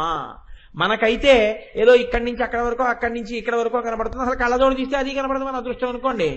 కానీ అమ్మవారు అలా కాదుట. విశాల, కళ్యాణి. ఒక్కొక్క దృష్టి పడింది అనుకోండి, కనురాపు తగిలిందండి అని ఇంటి ముందు గుమ్మడికాయ పుచ్చిపోతుంది. అలా ఉంటాయి కొన్ని కొన్ని దృష్టిలు. కానీ అమ్మవారి దృష్టి అటువంటి దృష్టి కాదుట. అమ్మవారి దృష్టి ఎక్కడ పడుతుందో అక్కడ కళ్యాణమే, అక్కడ సంతోషమే, వైభోగమే, శోభనమే, శుభమే. అమ్మవారి దృష్టి పడాలి తప్ప ఆవిడ దృష్టి పడిందా ఆ ఇంట అన్ని శోభనాలు వెల్లువెత్తిపోతాయి. కాబట్టి విశాల కళ్యాణి స్ఫుటరుచిర అయోధ్యా కువలయై. ఇప్పుడు శంకరాచార్యులు వారు అంటున్నారు కళ్యాణి, రెండో నామంలో కళ్యాణి చెప్పారు కదండి. ఈ కళ్యాణి ఎక్కడ ఉన్నది అంటే, ఈ కళ్యాణి నగరము కర్ణాటకలో వాతాపి చాళుక్యులు అనేటటువంటి వాళ్ళు పరిపాలించారు. దాన్నే తరువాతి కాలంలో కళ్యాణి చాళుక్యులు అన్న వాళ్ళు పరిపాలించారు. కాబట్టి కర్ణాటకలో ఉన్నటువంటి కళ్యాణి తప్ప బొంబాయిలో ఉన్నటువంటి కళ్యాణ్ కాదు. అది కర్ణాటకలో ఉన్న కళ్యాణిని అమ్మవారి కంటి పేరుగా వచ్చినటువంటి నగరం అని చెప్తారు. ఇటువంటి కళ్యాణి నగరం ఎటువంటిదో అలాగే మూడవది స్ఫుటరుచిర అయోధ్యా కువలయై. అమ్మా, నీ కన్నులు అయోధ్యతో సమానము. నా కన్నులకి అయోధ్యకి సంబంధం ఏమిటి శంకరా అంటే, శంకరాచార్యుల వారు అంటారు అయోధ్య అంటే ఏమిటి? గెలవలేనిది, గెలవబడనిది. కాబట్టి దానికి అయోధ్య అని పేరు. శత్రువులు గెలవలేనిది. అమ్మవారి కన్నులకు అయోధ్య అన్న పేరు ఎందుకు వచ్చిందిట? అయోధ్య కువలయై, నల్ల కలువల చేత గెలవబడని కన్నుల సౌందర్యం ఉన్నది. అంటే అంత నల్లని కన్నులు ఉన్నదిట. అమ్మవారి కన్ను ఎరుపెక్కదు. ఎవడు ఎంత తాత్సారం చేయనివ్వండి, ఎంత అల్లరి చేయనివ్వండి లోకంలో, ఆ తల్లి మాత్రం చిరునవ్వు నవ్వుతూ ఉంటుంది. కోపం తెచ్చిపెట్టుకుంటుందే తప్ప అమ్మకి నిజంగా కోపం ఏమిటండి? అందుకే ఆవిడికి ప్రళయతాండవం లేదు. ప్రళయతాండవ సాక్షిణి ఆవిడ చూస్తుంది అంతే. ఆవిడ లాస్య ప్రియా, ఆవిడ లాస్యం చేస్తుంది తప్ప ఆవిడ నాట్యం చేయదు. అలా తాండవం చేసేవాడు, మహాప్రళయం చేసేవాడు, దానికి ఆయన ఉన్నారు. ఆవిడ సాక్షిని, అలాంటి పనులు ఆవిడ చేయదు. అమ్మతనం అంటే అమ్మతనమే. ఆ అందం అలా తీసుకొచ్చారు ఋషులు. కాబట్టి ఇప్పుడు ఈ తల్లి యొక్క వైభవానికి అమ్మ కన్నులు చాలా నల్లగా ఉంటాయి. ఇప్పుడు అయోధ్యానామం ఎలా సరిపోతుంది అంటే, అమ్మ నీ కన్నులు దుర్భేద్యములు. అయోధ్య ఎలా గెలవబడదో నీ కన్నులు కూడా గెలవబడవు. ఎందులో గెలవబడవు? నీ కన్నుల యొక్క నలుపుతనంతో పోటీ చేసి ఇవి ఎంత నల్లగా కాంతితో ఉంటాయో మేమంత నల్లగా కాంతితో ఉంటామనుకున్నటువంటి నల్ల కలువలు తమ కాంతి చేత, రంగు చేత నీ కన్నుల యొక్క కాంతి ముందు, రంగు ముందు ఓడిపోయాయి. కాబట్టి అయోధ్య కువలయై, నల్ల కలువలు ఓడించలేకపోయినటువంటి కన్నులు కనుక నీ కన్నులు కూడా అయోధ్యలే. ఇది అమ్మవారి కన్నుల అందం చెప్పడానికి బాగుందేమో కానీ మనకేం పనికొస్తుందండి అని మీరు అడగచ్చు.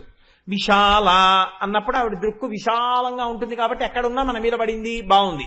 కళ్యాణి, ఆ అమ్మ దృష్టి పడితే మనకి చక్కగా అన్ని శుభాలు జరుగుతాయి, బాగుంది. అయోధ్య, ఆవిడ కన్ను యొక్క సౌందర్యము గెలవబడనిది. దీనివల్ల నాకేమిటి లాభం అంటే, ఇక్కడే మీరు కొంచెం జాగ్రత్తగా గమనిస్తే మీకు ఒక లక్షణం గోచరిస్తుంది. అమ్మవారి కన్నుల యొక్క నలుపు గెలవబడలేదు అంటే ఆ అమ్మ కన్ను ఎరుపెక్కదు. అమ్మ కన్ను ఎరుపెక్కకపోవడమే మీకు శ్రీరామరక్ష. అమ్మ కన్నే ఎరుపెక్కుంటే రావణాసురుడు ఎప్పుడో నిహతుడైపోయి ఉండేవాడు. అందుకే హనుమ రామాయణంలో శిశుపావృక్షం మీద కూర్చుని ఈ తల్లి తుల్యశీలావయో వృత్తాం తుల్యాభిజన లక్షణాం రాఘవోర్హతి వైదేహీం తం చేయమసి తే క్షణ అంటారు. సీతారాములిద్దరు ఒండరులు ఒకరికొకరు తగినవారే కానీ రాముడి కన్నా సీతమ్మ తల్లి గొప్పతనం ఒకటి ఎక్కువ ఉంది అన్నారు. ఎవరు? పరమరామ భక్తుడైన హనుమ. రామచంద్రమూర్తి కన్నులు ఎప్పుడైనా ఎరుపెక్కుతాయి, సీతమ్మ కళ్ళో అసలు ఎరుపుతనం తెలియదు, ఎప్పుడూ నలుపే. ఇంత నలుపైన కన్నులు కాబట్టే అంత ధూర్తుడు కూడా రక్షింపబడ్డాడు. కాకాసురుడు వక్షస్థలం మీద గాఢ వేసిన వాడు కూడా బతికాడంటే రాముడి పక్కన సీతమ్మ ఉంది. రాముడి పక్కన సీతమ్మ లేదు కాబట్టే 10 తలలు తెగిపోయాయి రావణాసురుడికి. కనుక ఆ తల్లి కన్నుల నలుపు మనకి శ్రీరామ రక్ష. మనం ఎన్ని తప్పులు చేసినా తల్లి కాపాడుతోంది. లేకపోతే ఆ తల్లే కాపాడకపోతే మన ధూర్తతనానికి మన బతుకులు ఎక్కడుంటాయండి? కాబట్టి అయోధ్యా కువలయై కృపాధారాధారా ఏమి పడిపోతాయో శంకర భగవత్పాదులకు మాటలు. అమ్మా అసలు ఆ కన్నులున్నాయే, అందులో నాకు ధారానగరం కనపడుతోందమ్మా అన్న. ధారానగరం అంటే భోజరాజు గారి రాజధాని. ధారానగరం ఎలా కనపడుతోంది శంకరా నీకు? ఓ బాగుంది, ముందు 3 చాలా బాగా చెప్పావు, బాగుందయ్యో. ఏది 4 ఎలా సరిపోతుంది, ధారానగరం ఎలా సరిపోతుంది చెప్పు అంటే, అమ్మా ధారానగరము భోజరాజు గారి చేత పరిపాలింపబడినదైనా నీ కన్నులు కృపాధారాధార, కన్నులలోంచి కృప అలా కురుస్తూనే ఉంటుంది. ఎన్ని తప్పులు చేసిన వాడైనా సరే అమ్మా అంటే చాలు రక్షించేస్తాం. ఎంత కృప కలిగిన దానివమ్మా, ఎంత కారుణ్యమున్న దానివమ్మా. కాబట్టి కృపాధారాధారా కిమపి మధురా. అమ్మా నీ కన్నులు చూస్తే మధురానగరం గుర్తొస్తోందన్నారు. నా కన్నులకి మధురానగరానికి పోలికి ఏమిటి శంకరా అంటే, అమ్మా కొంతమంది ఇలా చూస్తే ప్రాణం తీసుకోవాలనిపిస్తుంది. అలా ఉంటుంది ఆ చూపు. ఎక్సరే అయినా కొన్నిటి లోపలికి వెళ్ళి చూడలేదేమో కానీ ఒక్కొక్కడి చూపు అలా ఉంటుంది. ప్లాట్ఫారాల మీద, బస్టాండ్లలోనూ, రోడ్ల మీద, చెట్ల పక్కన వాళ్లే కదండి. కాబట్టి గంబంబు వ్రేయుచు వెటపాటవాడు మొలయనంతంత చేరువ బొలయునింటి చూచున తంది బొరిబొరి కీచకుండు అంటాడు. ఆ చూపులలో ఉండేటటువంటి ఆకలి ఎలా ఉంటుందో తిక్కన గారు మహాభారతం విరాట పర్వంలో కీచకుడి యొక్క చూపుల్లో చూపిస్తారు ఆ ద్రౌపదిని చూడటంలో. అమ్మా నీ చూపులు అటువంటి చూపులు కావమ్మా. తీయటి పదార్థం పిల్లాడికి ఎంత సంతోషంగా ఉంటుందో నీ చూపులు అమ్మ చూపులై లోకాన్ని కాపాడడానికి అమ్మ చూపులుగా అంత మాధుర్యంతో ఉంటాయమ్మా.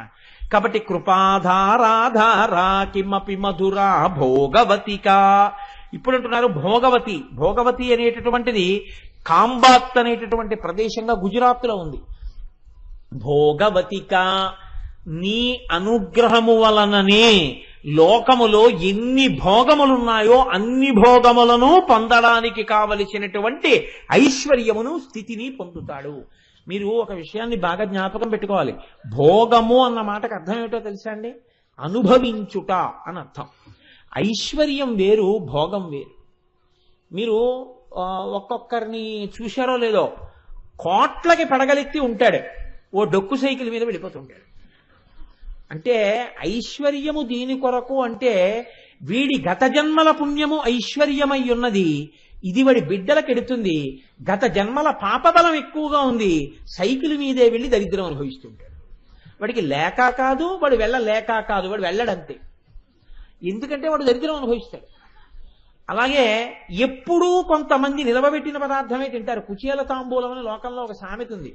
ఎప్పుడూ ఎండిపోయిన ఆకులతోటే తాంబూలం, వాడు ఎప్పుడూ మంచి తాంబూలం వేసుకోడు. లేదా వాడు ఎప్పుడు నిలవలేని అప్పుడే వండిన పదార్థాన్ని వాడు తింటాడు. ఎందుకంటే ఎప్పుడు దాన్ని ఎందుకు పాడు చేయడం అని దాన్ని వీడి తినేస్తాడు, మిగిలిన వాళ్ళు చక్కగా వేడి తింటుంటారు. ఈ దరిద్రం వాడు అనుభవిస్తుంటాడు. అందుకే కొంతమంది మీరు తినేయండి నేను ఆఖరణ తింటానంటారు. ఎందుకు ఈ మాట అంటే, ఒకవేళ వీడు కలిసి తినేస్తే వాళ్ళ కోసం వీడు ఏమైనా వదిలేస్తే, వాళ్ళు తినకుండా వదిలేస్తే పదార్థం పాడైపోయిందని అందరూ వదిలేసింది వీడు మొత్తం తినేస్తాడు. ఆకలి ఉన్నా లేకపోయినా దానికి ఆకలితో సంబంధం ఏం లేదు. అది ఇన్ఫినిట్, ఎంతైనా తినేస్తుంది ఆ కడుపు. దేని కొరకు? అది ఇంకోడికి పెట్టకుండా ఉండడం కొరకు. ఇలాంటి దీన్నే రుద్రాధ్యాయంలో మాట అంటారు, ద్రాపేయం ధస్వస్పతే దరిద్రం నీలలోహిత ఏషాం పురుషాణాం ఆభేర్మో రోమో ఏచాం కించనా మమత్ అంటుంది మంత్రం. ఇంట్లో ఐశ్వర్యం ఉండడం వేరండి, ఐశ్వర్యాన్ని అనుభవించడం వేరు. ఐశ్వర్యం ఉండడానికి, ఐశ్వర్యం అనుభవించడానికి మధ్యలో వచ్చి నిలబడేది ఎవరంటే అలక్ష్మి. అలక్ష్మీర్మేనశ్యతాం త్వాం రుణే ఆదిత్యవర్ణే తపసోధి జాతో వనస్పతస్తవ వృక్షోధ బిల్వః తస్య ఫలాని తపసా నుదంతు మాయాంతరాయాశ్చ బాహ్యా అలక్ష్మీః ఉపైతుమాం దేవసకః కీర్తిశ్చ మణినాసః అని శ్రీ సూక్తంలో అడుగుతాం. అమ్మవారు శ్రీఫలం ఆ శ్రీవృక్షం కింద కూర్చుని తపస్సు చేసింది. కాబట్టి ఆ తల్లి అనుగ్రహం లేదనుకోండి, ఇంట్లో ఐశ్వర్యం ఉంటుంది, వీడికి అనుభవంలోకి రాదు. ఇంట్లో ఎప్పుడూ పళ్ళుంటాయి, ఎప్పుడూ స్వీట్లుంటాయి, వీడి ఒంట్లో డయాబెటీస్ ఉంటుంది. ఇంట్లో రకరకాల పచ్చళ్ళు ఉంటాయి, వీడికి బీపీ ఉంటుంది. ఇంట్లో మెత్తటి పరుపులు ఉంటాయి, వీడికి నిద్ర పట్టదు. అందుకని వీడు ఎక్కడ ఉంటాడంటే చీకటి పడిన తర్వాత చీకట్లో ఎప్పుడు గోడల దగ్గర గొంతుల దగ్గర తిరుగుతూ ఉంటాడు. ఆయన ఏమిటంటే ఎప్పుడు చూసినా అలా తిరుగుతూ ఉంటాడు అంటే, ఆయనకి నిద్ర పట్టదండి పాపం, ఏం చేస్తాడు అలా తిరుగుతూ ఉంటాడు రాత్రిళ్ళు. ఎప్పుడో తెల్లవారకట 4ంటికి అందరూ అనుష్ఠానం చేసుకునే వేళ వీడికి నిద్ర పట్టి 9ంటికి లేస్తాడు. వీడి జీవితంలో సంధ్యావందనం ప్రాయశ్చిత్తం లేకుండా చేయలేడు. ఇదే వాడి ప్రారంభం అంతే, 4ంటికే నిద్ర వస్తుంది వాడికి. మీరు కొంతమందిని చూడండి. నాకు ఒక ఆయన తెలిసిన ఆయన ఉండేవాడు, సభలో ఉంటే అదో ఇబ్బంది కూడాను, ఈయన చెప్పినందుకు సభలో చెప్పాడు అనుకుంటారు. 2-3 రోజులు పనులు పెట్టేసుకునేవాడు. పనులు పెట్టేసుకుని రాత్రి పగలు ఆ 2-3 రోజులు పనులన్నీ చేసేసుకుని సెకండ్ సాటర్డే సండే వస్తే శుక్రవారం రాత్రి పడుకుని శనివారం నాడు ఉదయం 10ంటికి లేచేవాడు. నోరు పొక్కిలించి టిఫిన్ తిని మళ్ళీ పడుకునేవాడు. మధ్యాహ్నం లేచి అన్నం తినేసి మళ్ళీ పడుకునేవాడు. రాత్రి లేచి పుక్కిలించి పలహారం చేసి మళ్ళీ పడుకునేవాడు. సోమవారం పొద్దున్న స్నానం చేసి ఆఫీస్కి వచ్చేవాడు. ఏం చేశారండి అంటే నవ్వేవాడు. నవ్వుతారేంటంటే ఏం చేశారంటే శుక్రవారం రాత్రి పడుకుని ఇప్పుడే లేచారండి అనేవాడు. అయ్యి బాబోయ్ అలా ఎలా సంభవం అంటే, ఏముందంటే తినడానికి మా ఆవిడ లేపుతుంది, అప్పుడు లేచి నోరు పుక్కిలిస్తాననేవాడు. అందుకని కొంతమందికి అంత విచిత్రమైన స్వభావం ఉంటుంది. వీళ్ళకి ఎలా ఉంటుంది అంటే, ఒకడు భోగం కోసమే పుడతాడు, ఒకడు ఇంట్లో భోగం ఉన్నా అనుభవించలేడు. భోగము అనుభవము రెండూ కలియాలి అంటే ఈశ్వరానుగ్రహము ఉండాలి. ఇది ఏ భోగము పడితే ఆ భోగం కాదు, వేదం అనుమతించిన భోగం. ఇలా నేను జీవితంలో సుఖంగా గడపాలి అంటే అమ్మా భోగవతిక నీ అనుగ్రహం ఉండాలి. కాబట్టి విశాలా కళ్యాణి స్ఫుట రుచిరయోధ్యా కువలయై కృపాధారాధారా కిమపి మధురా భోగవతిక అవంతి దృష్టిస్తే బహునగర విస్తార విజయ. అవంతి అంటే ఉజ్జయిన్ మహాకాళ క్షేత్రం. మనం ఈ మధ్యకాలంలో 2 సంవత్సరంలో వెళ్ళొచ్చాను కూడా, భస్మాభిషేకం.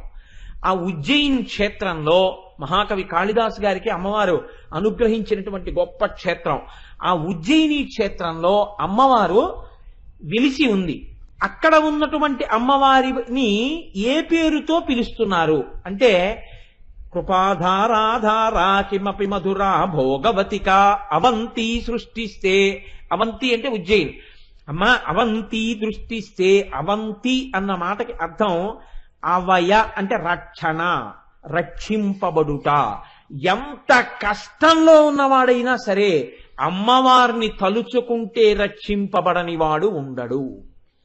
నేను ఎక్కడో గుంటూరులో ఉంది, ప్రసాద్ బాబు గారు చెప్పాను. మీరు నమ్మండి నమ్మపోండి, నేను ఏమీ అబద్ధం చెప్పట్లేదు, మీతో పరమ సత్యం చెప్తున్నాను. ఒకరోజు రాత్రి నిద్రపోవడానికి వెళ్ళిపోతుంటే ఫోన్ మోగింది. అయ్యి బాబోయ్ ఇప్పుడు ఎత్తితే ఒక్కొక్కరు 45 నిమిషాలు మాట్లాడుతుంటారు. అందుని భయం, రాత్రి పడుకోవడానికి వెళ్లే ముందు ఫోన్ ఎత్తడం అంటే ఎత్తనా వద్దా అని ఆలోచించి సరే చూద్దామని ధైర్యం చేసి ఎత్తితే ఎవరో ఒక ఆవిడ ఏడుపు మొదలెట్టింది ఫోన్లో. ఏడుపు మొదలెడితే బాబు ఇదేంటి ఏడుస్తున్నారు ఈవిడెవరో అని, అమ్మ మీరు సంభాళించుకుని మాట్లాడండి, మీరు ఎవరికి చేద్దామని అసలు ఫోన్ చేశారు అని అడిగా. అంటే ఏదైనా దుర్వార్త ఎవరికో చేయబోయి నాగం చేసిందేమో అని. అంటే ఆవిడ చాగంటి కోటేశ్వరరావు ఇల్లేనా అండి? అమ్మా నేని. అయితే మీరు ఎందుకు దుఃఖపడుతున్నారు, మీరెవరు అసలు, ఎందుకు నాకంత దుఃఖంతో ఫోన్ చేస్తున్నారు అని అడిగారు. అడిగితే ఆవిడ అన్నారు, కోటేశ్వరరావు నేను ప్రస్తుతం హైదరాబాద్లో ఉన్నాను, నేను ఎప్పుడో ఎక్కడో మీరు ప్రసంగం చేస్తుండగా విన్నాను. అకస్మాత్తుగా మా వారు అన్నం తింటూ టేబుల్ మించి కింద పడిపోయారు. టేబుల్ మించి అంటే కుర్చీలోంచి కింద పడిపోతే ఆయన ఆసుపత్రికి తీసుకెళ్ళాం. డాక్టర్స్ ఏం చెప్పారంటే ఈయనకి చాలా అత్యవసరంగా గుండెకి శస్త్రచికిత్స చెయ్యాలి. ఏవో మూసుకుపోకూడనంత రీతిలో ఆయన గుండె కవాటములు మూసుకుపోయి ఉన్నాయి, ఉత్తర క్షణం తీసుకెళ్ళమన్నారు. తీరా ఇక్కడికి తీసుకొచ్చిన తర్వాత ఆపరేషన్ తొందరగా చేస్తే తప్ప బతకడానికి అవకాశం లేదు. ఆపరేషన్ చెయ్యడానికి వీలు లేనంత రీతిలో ఇతర రుగ్మతలు కొన్ని ఉన్నాయి, షుగర్ లాంటివి. ఇప్పుడు ఆయన బతుకుతాడా బతకడా ఆయన ఉన్న స్థితిలో అన్నది మేము చెప్పడం కష్టమని ఆయన్ని లోపలికి తీసుకెడుతున్నారు. పిల్లలు ఇంకా కన్యాదానం చెయ్యవలసిన స్థితికి వచ్చి ఉన్నారు, మేము కన్యాదానం చెయ్యాలి. ఈ స్థితిలో నాకు ఏమీ తోచక మీకు ఫోన్ చేశాను. మీరు నాకేమైనా ఉపశాంతి కలిగే మాటలు చెప్పగలరు. నాకు తెలుసు మీరేం మా ఆయన ప్రాణం పోయలేరు, నేను అటువంటి కోరికతో ఫోన్ చేయలే. ఆయన ఆపరేషన్ జరిగి తిరిగి వచ్చే వరకు నా మనస్సు పూనికతో పట్టుకుని ఇది ఉన్నది అని నమ్ముకోవడానికి ఏదైనా ఉందా? ఒక్క మాట నాకు చెప్తారా? నేను అది నమ్ముకుని అది నన్ను రక్షిస్తుంది అని నమ్ముకుని చదువుకుంటాను. ఆ తర్వాత ఎలా ఉండనివ్వండి, మీరేం చేయగలరు? ఒక్క మాట నాకేమైనా చెప్తారా అని అడిగారు ఆవిడ. నాకు ఆ తల్లి కోరిక చాలా సమంజసంగా అనిపించింది. యథార్థంగా మీకు చెప్తున్నాను, నాకు కూడా ఏం చెప్పాలో అర్థం కాలేదు. అలా ఏం రెడీ రకమారుగా దీనికి ఇలా చెప్పని సమాధానాలు ఉండవు లోకంలో. ఆవిడ కూడా చెప్తున్నారు, నువ్వేం బతికించలేవు నా భర్తనని. నేనేం చేయగలను ఆవిడికి? నేను ఆలోచించి ఎందుకు వచ్చిందో నాకు ఆలోచన, నేను అన్నాను, అమ్మ పసుపు కుంకములు అనేటటువంటివి అమ్మవారి చేత అనుగ్రహింపబడాలి. సువాసిని అన్నది అమ్మవారి అనుగ్రహం. మీరు ఒక పని చేయండి, పరమశివుడు హాలాహలం తాగినా శరీరమునకు ఇబ్బంది రాలేదు, కారణం నీ మంగళ సూత్రమే నీచవితాటంకములే అని శంకరాచార్యుల వారు సౌందర్యలహరిలో శ్లోకం చేశారు. సుధామప్యాస్వాద్య ప్రతిభజ జరా మృత్యుహరిణీం అంటూను. మీరు సౌందర్యలహరి పుస్తకం ఒకటి పట్టుకుని మీ వారు రేపు ఆపరేషన్ టేబుల్ మీద ఆపరేషన్ అయిపోయే వార్త వచ్చేంత వరకు ఆ తల్లి నమ్ముకున్న శ్లోకం చదువుకోండి. అంతకన్నా చెప్పడానికి నాకు ఏం తెలియదమ్మా అన్న. చాలు ఒక్క మాట, నేను నమ్ముకున్న ఆవిడ పాదాలు పట్టుకుంటానన్నారు ఆవిడ. ఆ తల్లి నాకు మర్నాడు ఫోన్ చేశారు. ఫోన్ చేసి ఆవిడ అన్నారు, మేము యథార్థం చెప్తున్నామమ్మా, మా పురుష ప్రయత్నమే తప్ప ఈయన బతుకుతారు అనేటటువంటి నమ్మకంతో మేం చేయలేదు. కానీ ఈశ్వరుని యొక్క అనుగ్రహం అన్నది చాలా గొప్పది. అందుకే ఆయన అనుగ్రహమే ఈయన్ని బతికించిందమ్మా. నిజంగా ఈ ఆపరేషన్ ఎలా సక్సెస్ అయిందో మాకు ఆశ్చర్యంగా ఉంది. మీ ఆయన బతికారు తల్లి, నీ పసుపు కుంకాలు నిలబడ్డాయన్నారు డాక్టర్లు. నేనైతే ఏం నమ్ముతున్నానంటే డాక్టర్లు కూడా ఆ అమ్మవారి చేతి ఉపకరణములై నా పసుపు కుంకములు నిలబడేటట్టుగా ఆయనకి ఉన్న రుగ్మతని తీయగలిగినటువంటి ఆ బుద్ధి నైపుణ్యమును అమ్మవారు వారి యందు ప్రచోదనం చేసి నా భర్త నాకు దక్కేటట్టుగా ఆ వైద్యులే సాక్షాత్ అమ్మవారి స్వరూపులై నా కంటెదుట నిలబడి నన్ను కాపాడారని చెప్పి నేను నమ్ముకుంటున్నానండి. వారి యందు ఆ అమ్మవారి అనుగ్రహం ప్రసరించి బతికారు. నేను చేసిన ప్రార్థన ఇలా ఫలించింది అని నమ్మి ఆ తల్లిని పసుపు కుంకాలతో పూజ చేసుకుంటున్నానండి అని ఫోన్ చేశారు. చాలమ్మా, మంచి మాట చెప్పారు తల్లి, చాలా సంతోషం అని చెప్పాను. ఆ తర్వాత ఇంకెప్పుడు నాకు ఆవిడ ఫోన్ చేయలేదు. 10 కాలాలకే ఆవిడ అలా పసుపు కుంకాలతో ఉండాలని నా కోరికే. కాబట్టి చూడండి, నేను మీకు ఈ మాట ఎందుకు విజ్ఞాపన చేశాను అంటే అలాంటి ఫోన్లు నాకు చెయ్యమని కాదు నా ఉద్దేశం. చెయ్యకపోతేనే నేను సంతోషిస్తాను. నాకు ఏం తెలియదు, నేనేం చెప్పలేను. కాబట్టి కృపాధారాధారా కిమపి మధురా భోగవతిక, ఆ సమస్త భోగములకు ఆలవాలమై వేదము చేత అంగీకరింపబడినటువంటి భోగము నీవు అనుభవించడానికి ఆస్కారం ఎక్కడ ఉన్నది అంటే అమ్మవారి అనుగ్రహంలో ఉన్నది. కాబట్టి కిమపి మధురా భోగవతిక అవంతి సృష్టి అవంతి దృష్టిస్తే, అవంతి అంటే రక్షణ, ఎటువంటి వారినైనా రక్షించగలిగిన శక్తి కలిగిన కన్నులు ఇలా చూసిందా రక్షింపబడిపోతాడంతే. అవంతి దృష్టిస్తే బహునగర విస్తార విజయ, ఆఖరి నగరం విజయనగరం. విజయనగరం సమస్త కార్యముల యందు మీకు విజయమును కృప చేయగలిగినటువంటి నగరం ఏదున్నదో అది అమ్మవారి కన్నుల యందు ఉన్నది. మీరు ఒక కార్యాన్ని చేపడితే ఆ కార్యం విజయవంతం కావాలంటే ఆ తల్లి యొక్క అనుగ్రహ దృష్టి ప్రసారం జరగాలి. కాబట్టి ఇప్పుడు ఆ తల్లి కన్నులు మీనములై వక్త్ర లక్ష్మీ పరీవాహ చలన్మీ నాభలోచన అయ్యుంటే ఆ తల్లి మీకు ఎన్ని రకములైన ఉపకారములు కావాలో అన్నీ ఎక్కడి నుంచి వస్తాయి, అన్నీ ఆవిడ కన్నుల్లోంచే వస్తాయి. కాబట్టి అసలు మీనాక్షి అన్న నామాన్ని జీవితంలో అనుసంధానం చెయ్యకుండా వక్త్రలక్ష్మీ పరీవాహ చలన్మీ నాభలోచన అని అనకుండా వక్త్రలక్ష్మీ పరీవాహ చలన్మీ నాభలోచన గురించి వినకుండా బ్రతికితే అది కృతజ్ఞత అవుతుందా కాదా నాకు చెప్పండి. ఇందులో ఏది మనకు అక్కర్లేకుండా మనం బతకగలం. ప్రతి కారుణ్యము ఇన్ని చీలిక పేలికలై ఇన్ని పాయలై ప్రవహించిన అమ్మవారి కారుణ్యమంతా కూడా మనకి కావలసిందే. కాబట్టే శంకర భగవత్పాదులు అమ్మవారి కన్నులు కారుణ్యములకు నిలయములైతే ఆ కారుణ్యము ఎన్ని పాయలుగా ప్రవహిస్తోందో, ఏ పాయ దగ్గర ఏ ఊరు ఏర్పడి ఎలా దప్పిక ఉపశాంతిని పొంది వృద్ధి చెందుతోందో అలా ఎవరు ఎక్కడ ఎలా వృద్ధి చెందినా ఆ వృద్ధికి హేతువు అమ్మవారి యొక్క దృష్టియే. ఆ తల్లి అనుగ్రహంతోనే అటువంటి వృద్ధిని పొందుతున్నాడు తప్ప ఆ అమ్మవారి అనుగ్రహము లోపించిన నాడు ఎవ్వడు ఎందులోనూ వృద్ధిలోకి రాలేడు. ఈ విషయాన్ని నిర్ధారణ చేస్తున్నారు జగద్గురువులు కనుక. కానీ ఆయన చాలా గమ్మత్తైనటువంటి విషయాన్ని కూడా శంకర భగవత్పాదులే చెప్పాలి. ఎందుకంటే వసిన్యాది దేవతలు ఒక్క మాట చెప్పి వదిలిపెట్టారు. శంకరాచార్యులు వారు ఈ కన్నుల గురించి ఒక పట్టాన్ని విడిచిపెట్టలేదు. ఎందుకు విడిచిపెట్టలేదో తెలుసా అండి? ఇన్ని కోణాలలో నువ్వు బాగా వింటే అమ్మవారి కన్నులలో నీ కన్నులు కలిపి చూసి నిన్ను నీవు రక్షించుకోగలవు. అమ్మవారి కబరీబంధం చూడడం కష్టం, అమ్మవారి యొక్క కనుబొమల దర్శనం చేయడం కష్టం, అమ్మవారి కన్నులు చూడడానికి మీకు ఏ బెంగా ఉండదు. అసలు ఇంకా మాటకొస్తే ఏ తల్లి కన్నులలోనైనా మీరు అమ్మ కన్నులు చూడవచ్చు. కాబట్టి అమ్మవారి కన్నులు మీకు ఎదురుగుండా కనపడుతున్నాయి. అసలు ఆ నల్లటి కన్నులతో ఆ తల్లి లోకాన్నంతటినీ చల్లని తల్లి అయి పోషిస్తూ ఉంటుంది. అమ్మ కన్నుల గురించి వింటే, అమ్మ కన్నుల గురించి 4 మాటలు ఆ నామం చెప్తే ఆ చల్లని తల్లి పొంగిపోయి మనందరినీ కూడా ఒడిసి పట్టుకుని చంద్రశేఖర పరమాచార్య స్వామి వారి మాటల్లో అయితే ఉత్తర క్షణంలో ఎత్తుకుని తన ఒళ్ళో కూర్చోబెట్టుకుంటుంది అన్నారు పరమాచార్య వారు. ఎవరు అమ్మవారి కన్నులను అనుసంధానం చేస్తాడో, ఆ కన్నుల యొక్క నల్లతనానికి నమస్కరిస్తాడో, ఆవిడ దృష్టి వైభవాన్ని గమనిస్తాడో, వాడు ఆ ఆనందం పొందిన మరుక్షణంలో వాడు ఉన్నది ఎక్కడా అంటే బిడ్డడై జగజ్జనని యొక్క తొడ మీద వాడు కూర్చునుంటాడు అని చెప్పారు పరమాచార్య. నడిచే దేవుడు వారి మాట ఉత్తినైపోదు. కాబట్టి శంకర భగవత్పాదులు అంటారు, శివే శృంగారార్ధ్రా తదితర జనే కుచ్చనపర సరోషా గంగాయాం గిరిజ చరితే విస్మయవతి హరాహిభ్యో భీతా సరసిరుహ సౌభాగ్య జననీం సఖీషు స్మేరాతే మయి జనని దృష్టి సకరుణ. శంకరాచార్యుల వారు తప్ప ప్రపంచంలో బహుశః ఎవ్వరూ ఇటువంటి శ్లోకం చెప్పలేరు. ఆయనకే చెల్లింది. అమ్మవారి కళ్ళల్లో నవరసాలు ఉన్నాయన్నారు శంకరాచార్యుల వారు. ఎందుకని మీరు చూడండి, ఒక పెదవి ఉందనుకోండి కొన్ని రసాలు చెప్పగలదు. భయానకం ఉందనుకోండి పెదవులు అదిరిపడుతూ తెలుస్తాయి. కోపం ఉందనుకోండి పెదవులు అదిరిపడుతూ తెలుస్తాయి. ముక్కు ఉందనుకోండి ఎర్రబడిపోతే శోకరసం తెలుస్తుంది, కరుణారసం తెలుస్తుంది.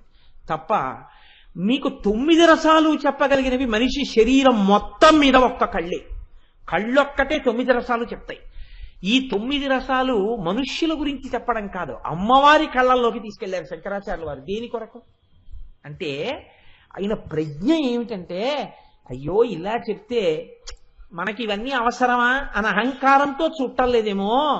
ఒక్కసారి ఇలా చెప్పినప్పుడు ఆయా కోణాల్లో అమ్మవారి కన్నులు ఎవరికైనా ఇక్కడ మెదిలితే ఉత్తర క్షణంలో వాడు అమ్మవారి కన్నుల యొక్క దృష్టికి లోనవుతాడు. అంతే, వాడు బాగుపడిపోతాడు. ఇది ఆయన బెంగ. దానికోసం వారు ఎంత గొప్పగా మాట్లాడతారో చూడండి. శివే శృంగారార్ధ్ర, ఆర్ధ్ర అంటే తడి. అమ్మవారుట తడిపేసిందిట. అబ్బా ఆయన ప్రేమలో తడిసిపోయానండి అంటారు కొంతమంది. అమ్మవారుట శంకరుణ్ణి తన యొక్క ప్రేమ చేత, తన యొక్క శృంగారము చేత, శృంగారము అంటే ఇక్కడ మీరు దోషభూయిష్టమైనటువంటి దానిగా తీసుకోకూడదు, అపారమైనటువంటి ప్రేమ చేత శివుణ్ణి తడిపేసిందిట. ఈ మాట ఎందుకంటున్నారు అంటే, ఎక్కడ అమ్మవారు ఉంటుందో అక్కడ శివుడు ఉంటాడు. వాళ్ళిద్దరూ లేకపోవడం అన్నది ఉండదు. ఈ మాట నేను అన్నప్పుడు మీరు నన్ను ఒకటి అడగచ్చు, ఏమండి ఎక్కడ అమ్మవారు ఉంటుందో అక్కడ శివుడు ఉంటున్నాడు అంటున్నారు కదా, ఇప్పుడు ఈ అమ్మవారిలో శివుడు ఎక్కడున్నాడని మీరు అడగచ్చు. అమ్మవారిలో శివుడు ఉన్నాడు. ఎక్కడున్నాడో తెలుసా అండి? శంకరాచార్యుల వారే అన్నారు, త్వయా హృత్వా వామం అపరిపరితృప్తేన మనసా అన్నారు. పరమశివుడు తన శరీరంలో ఇచ్చింది వామార్థ భాగమే ఇచ్చాడు అమ్మవారికి. వామార్థ భాగం ఇస్తే కూర్చున్నది ఎవరు కూర్చున్నారు అంటే శంకరుడు కూర్చుని ఉంటాడు. వాగర్ధా వివ సంపృక్తం వాగర్ధ ప్రతిపత్తయే జగత పితరవ్ వందే పార్వతీ పరమేశ్వరో. వాళ్ళిద్దరూ విడివడి ఉండరు కాబట్టి ఇప్పుడు శంకరుడే కూర్చున్నాడు. శంకరుడే కూర్చుంటే అసలు నిజానికి ఈ సగమే మా అమ్మ. మరి ఈ సగం కూడా అమ్మలా ఎందుకు కనపడుతోంది అంటే, ఆయన స్ఫటికం లాంటి తెలుపు, ఈవిడ కుంకం పువ్వు లాంటి ఎరుపు. ఈ తెలుపు మీద ఈ ఎరుపు వచ్చి పడిపోయేటప్పటికి ఈ తెలుపు ఎరుపెక్కిపోయింది. అందుకే మీకు ఈ తెల్లగా కనపట్టాలి.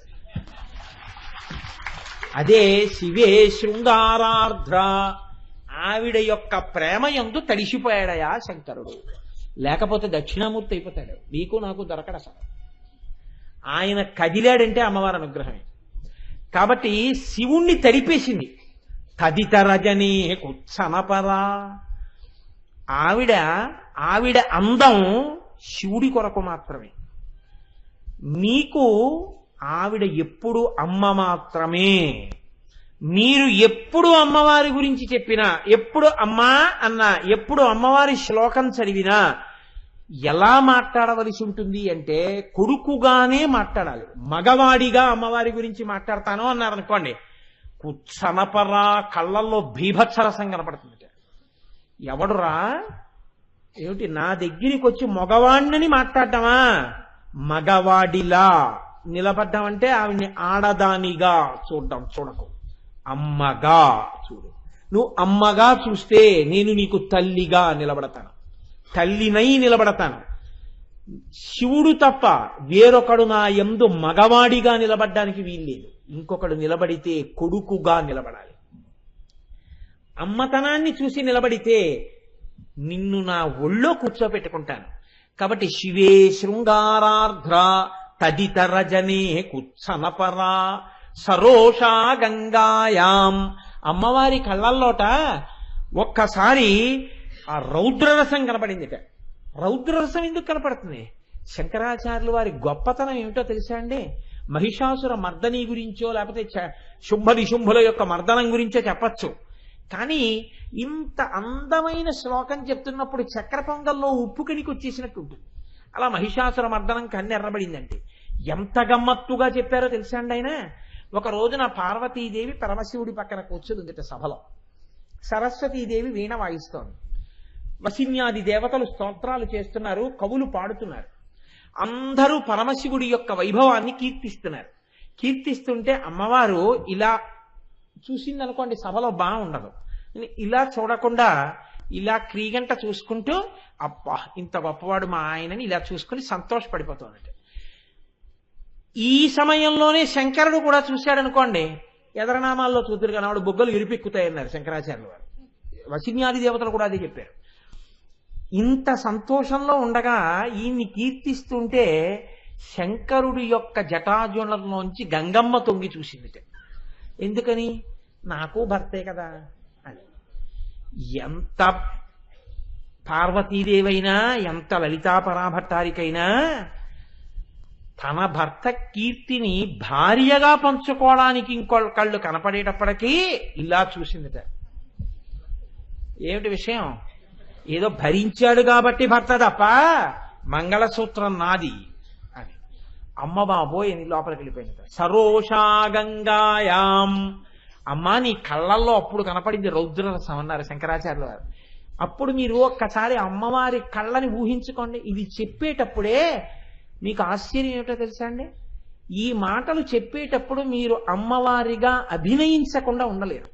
దానిలో మీ మనసు తన్మయావస్థని పొందినప్పుడు మీరే అమ్మవారైపోయి కళ్ళవి అలా కదులుతాయి. అంటే ఉత్తర క్షణంలో మీ యందు ఆవాహనం అయిపోయింది అనమాట ఆవిడ. అంతే, జన్మధన్యమైపోయింది వింటున్న వారికి. అంతే, అది శంకరాచార్యులు వారి ప్రజ్ఞ అంటే.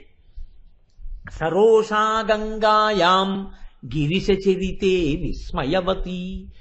అసలు ఆవిడ తెల్లబోయినట్టుండడం, ఆశ్చర్యానికి లోనైపోవడం, ఇంత అద్భుతమా అని ఉండడం ఎప్పుడూ ఉండదు. మీరు చూడండి, ఓ నలుగురు నిలబడతారు. నలుగురు నిలబడితే ఓ ఇద్దరు ఏదో చాలా విచిత్రంగా గమ్మత్తుగా మాట్లాడుకుంటుంటారు. మాట్లాడుకుంటుంటే ఈ మిగిలిన ఇద్దరు నవ్వుకుంటుంటారు. నవ్వుకుంటుంటే ఈ మూడు ఆయన అంటాడు అకస్మాత్తుగా, ఒరే కోటేశ్వరరాజు చూడండి ఎలా తెల్లబోయి అలా నోరు తెరుచుకుని ఉండిపోయారా అంటాడు. అంటే ఈయన వీళ్ళిద్దరితో పాటు ఈయన చూసి వీళ్ళిద్దరికన్నా ఆయన మొహం ఆశ్చర్యంగా ఉంది. ఎందుకంటే అని ఉండిపోయాడు. అసలు అన్నీ తెలుసున్నావిడ. ఆవిడ సర్వజ్ఞ, సాంద్రకరుణ. అలాంటి తల్లి పరమశివుడి యొక్క అద్భుత గాథలు చెప్తుంటే ఓహ్ ఒకటా రెండా?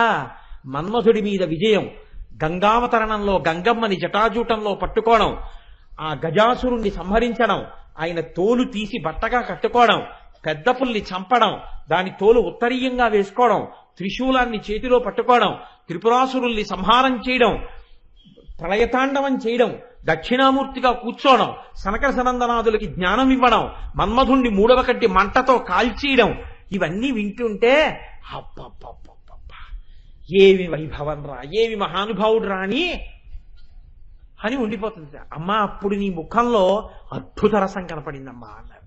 గిరిశ చరితే విస్మయవతి హరాహిభ్యో భీత. అమ్మవారు భయపడింది అన్నారు అనుకోండి, ఏదో మెరుపు మెరిసింది, ఏదో అస్త్రం వేశాడు, ఎవడో రాక్షసుడు ఏదో వేశాడు, వేస్తే అమ్మవారు భయపడింది కొంచెం అన్నారు అనుకోండి, బాగుండదు. అమ్మవారు ఎప్పుడు భయపడుతుంది? అసలు భయం ఏమిటి? ఆవిడ ఇంకోళ్ళ భయాన్ని తీసేస్తున్నాడు. భయాపహ, ఆవిడే భయాలు తీస్తుంది. అలాంటి తల్లికి భయం ఎందుకు ఉంటుంది? కాబట్టి ఇప్పుడు ఏదో సందర్భం తీసుకొచ్చి చెప్పేస్తే అసహ్యంగా ఉంటున్నాడు, అర్థం ఉండదు. వెనకటికి ఎవడో పొగిడి పొగిడి పొగిడి పొగిడి ఇంకెంత పొగడాలో చేతకాక మహానుభావుడు ఈయనంతటి కీర్తిశేషుడు ఎవడున్నాడంట అంటే అది ఎంత అసహ్యంగా ఉంటుంది. అలాగా ఏదో పొగుడుతున్నాం కదా అని అమ్మవారి కళ్ళల్లో భయానక రసం చూపించాలి అని ఏదో సన్నివేశాన్ని వర్ణించారనుకోండి, అది శంకరాచార్యులు వారి ప్రజ్ఞ ఎలా అవుతుంది? కాబట్టి ఆయన ఎంత చమత్కారం ఎంచుకున్నారో చూడండి. హరాహిభ్యో భీత. పరమశివుడి గురించి చెప్తుంటే, అద్భుతమైన కథలు వింటుంటే, శంకరుడు ఒకసారి తన కుడి చేత్తో అమ్మవారి ఎడంచేతిని, ఎందుకని అమ్మవారి ఎడంచేయి ఆయన కుడి చేతి పక్కన కదండి ఉంటుంది, ఓసారి తన చిటికిని వేలుతో ఇలా అన్నట్ట. ఇలా అంటే ఆవిడ ఒక్కసారి ఉలిక్కిపడి ఇలా చూసింది. ఏమిటా వినడం అంటే, నా కథలకు అంత తన్మయమైపోతున్నావా అందుట. అనేటప్పటికీ తన్మయమైపోవడం ఏమిటి, అబ్బా ఏమి కథలు అనుకుందిట. ఈ అనుకున్న సమయంలోనే ఆవిడికి ఎంత ప్రేమ పొంగిపోయిందంటే, మా ఆయన ఇంత గొప్పవాడు అని సంతోషం వేసింది. అదే సమయంలో శంకరుడి యొక్క కుడి చేతి మీద ఆయన వేసుకున్నటువంటి పులితోలు కప్పింది. అమ్మవారి పవిట కొంగు ఇలా కిందకి జారి తన ఎడం చేతిని కప్పింది. ఎవరూ చూడటం లేదు కదా అని సంతోషంతో శంకరుడి చెయ్యి పట్టుకుని ఇలా కూర్చుంది, మా ఆయన అని సంతోషంలో. శంకరుడి ఒంటి నిండా పావులే ఆభరణాలు, ఆయన చేతికి ఓ పిల్లపాం ఉంది. ఇప్పుడు ఆ పిల్లపాం పక్కన అమ్మవారి చెయ్యి తగలగానే ఈ పిల్లపాం అక్కడి నుంచి జారి ఈవిడి చేతి మీదకి ఎక్కింది. చల్లగా తగిలేటప్పటికి ఆవిడ ఇలా చూసింది, పాము ఎక్కుతోంది. అంది హరాహిభ్యో భీత. శంకరుడి ఒంటి మీద పాము నీ మీదకి ఎక్కుతుంటే అమ్మా నీ కళ్ళల్లో భయం కనపడింది అన్నారు శంకరాచార్య. ఎంత చమత్కారంగా చెప్పారో చూడండి. అంటే హరాహిభ్యో భీత సరసిరుహ సౌభాగ్యజననీ. అమ్మవారి కళ్ళల్లో వీరరసం చెప్పాలి. వీరరసం అంటే మళ్ళీ యుద్ధాలు చెప్తే బాగుండదు. ఎంత గమ్మత్తుగా చెప్పారంటే శంకరులు అన్నారు, అసలు ఎర్ర తామర పూలు అన్నవి లోకంలో లేవమ్మా అన్నారు. అదేమిటి శంకర, ఎర్ర తామరలు లేవా? మరి అదేమిటి, ఎర్ర తామరలు ఉన్నాయి కదా లోకం అంతా.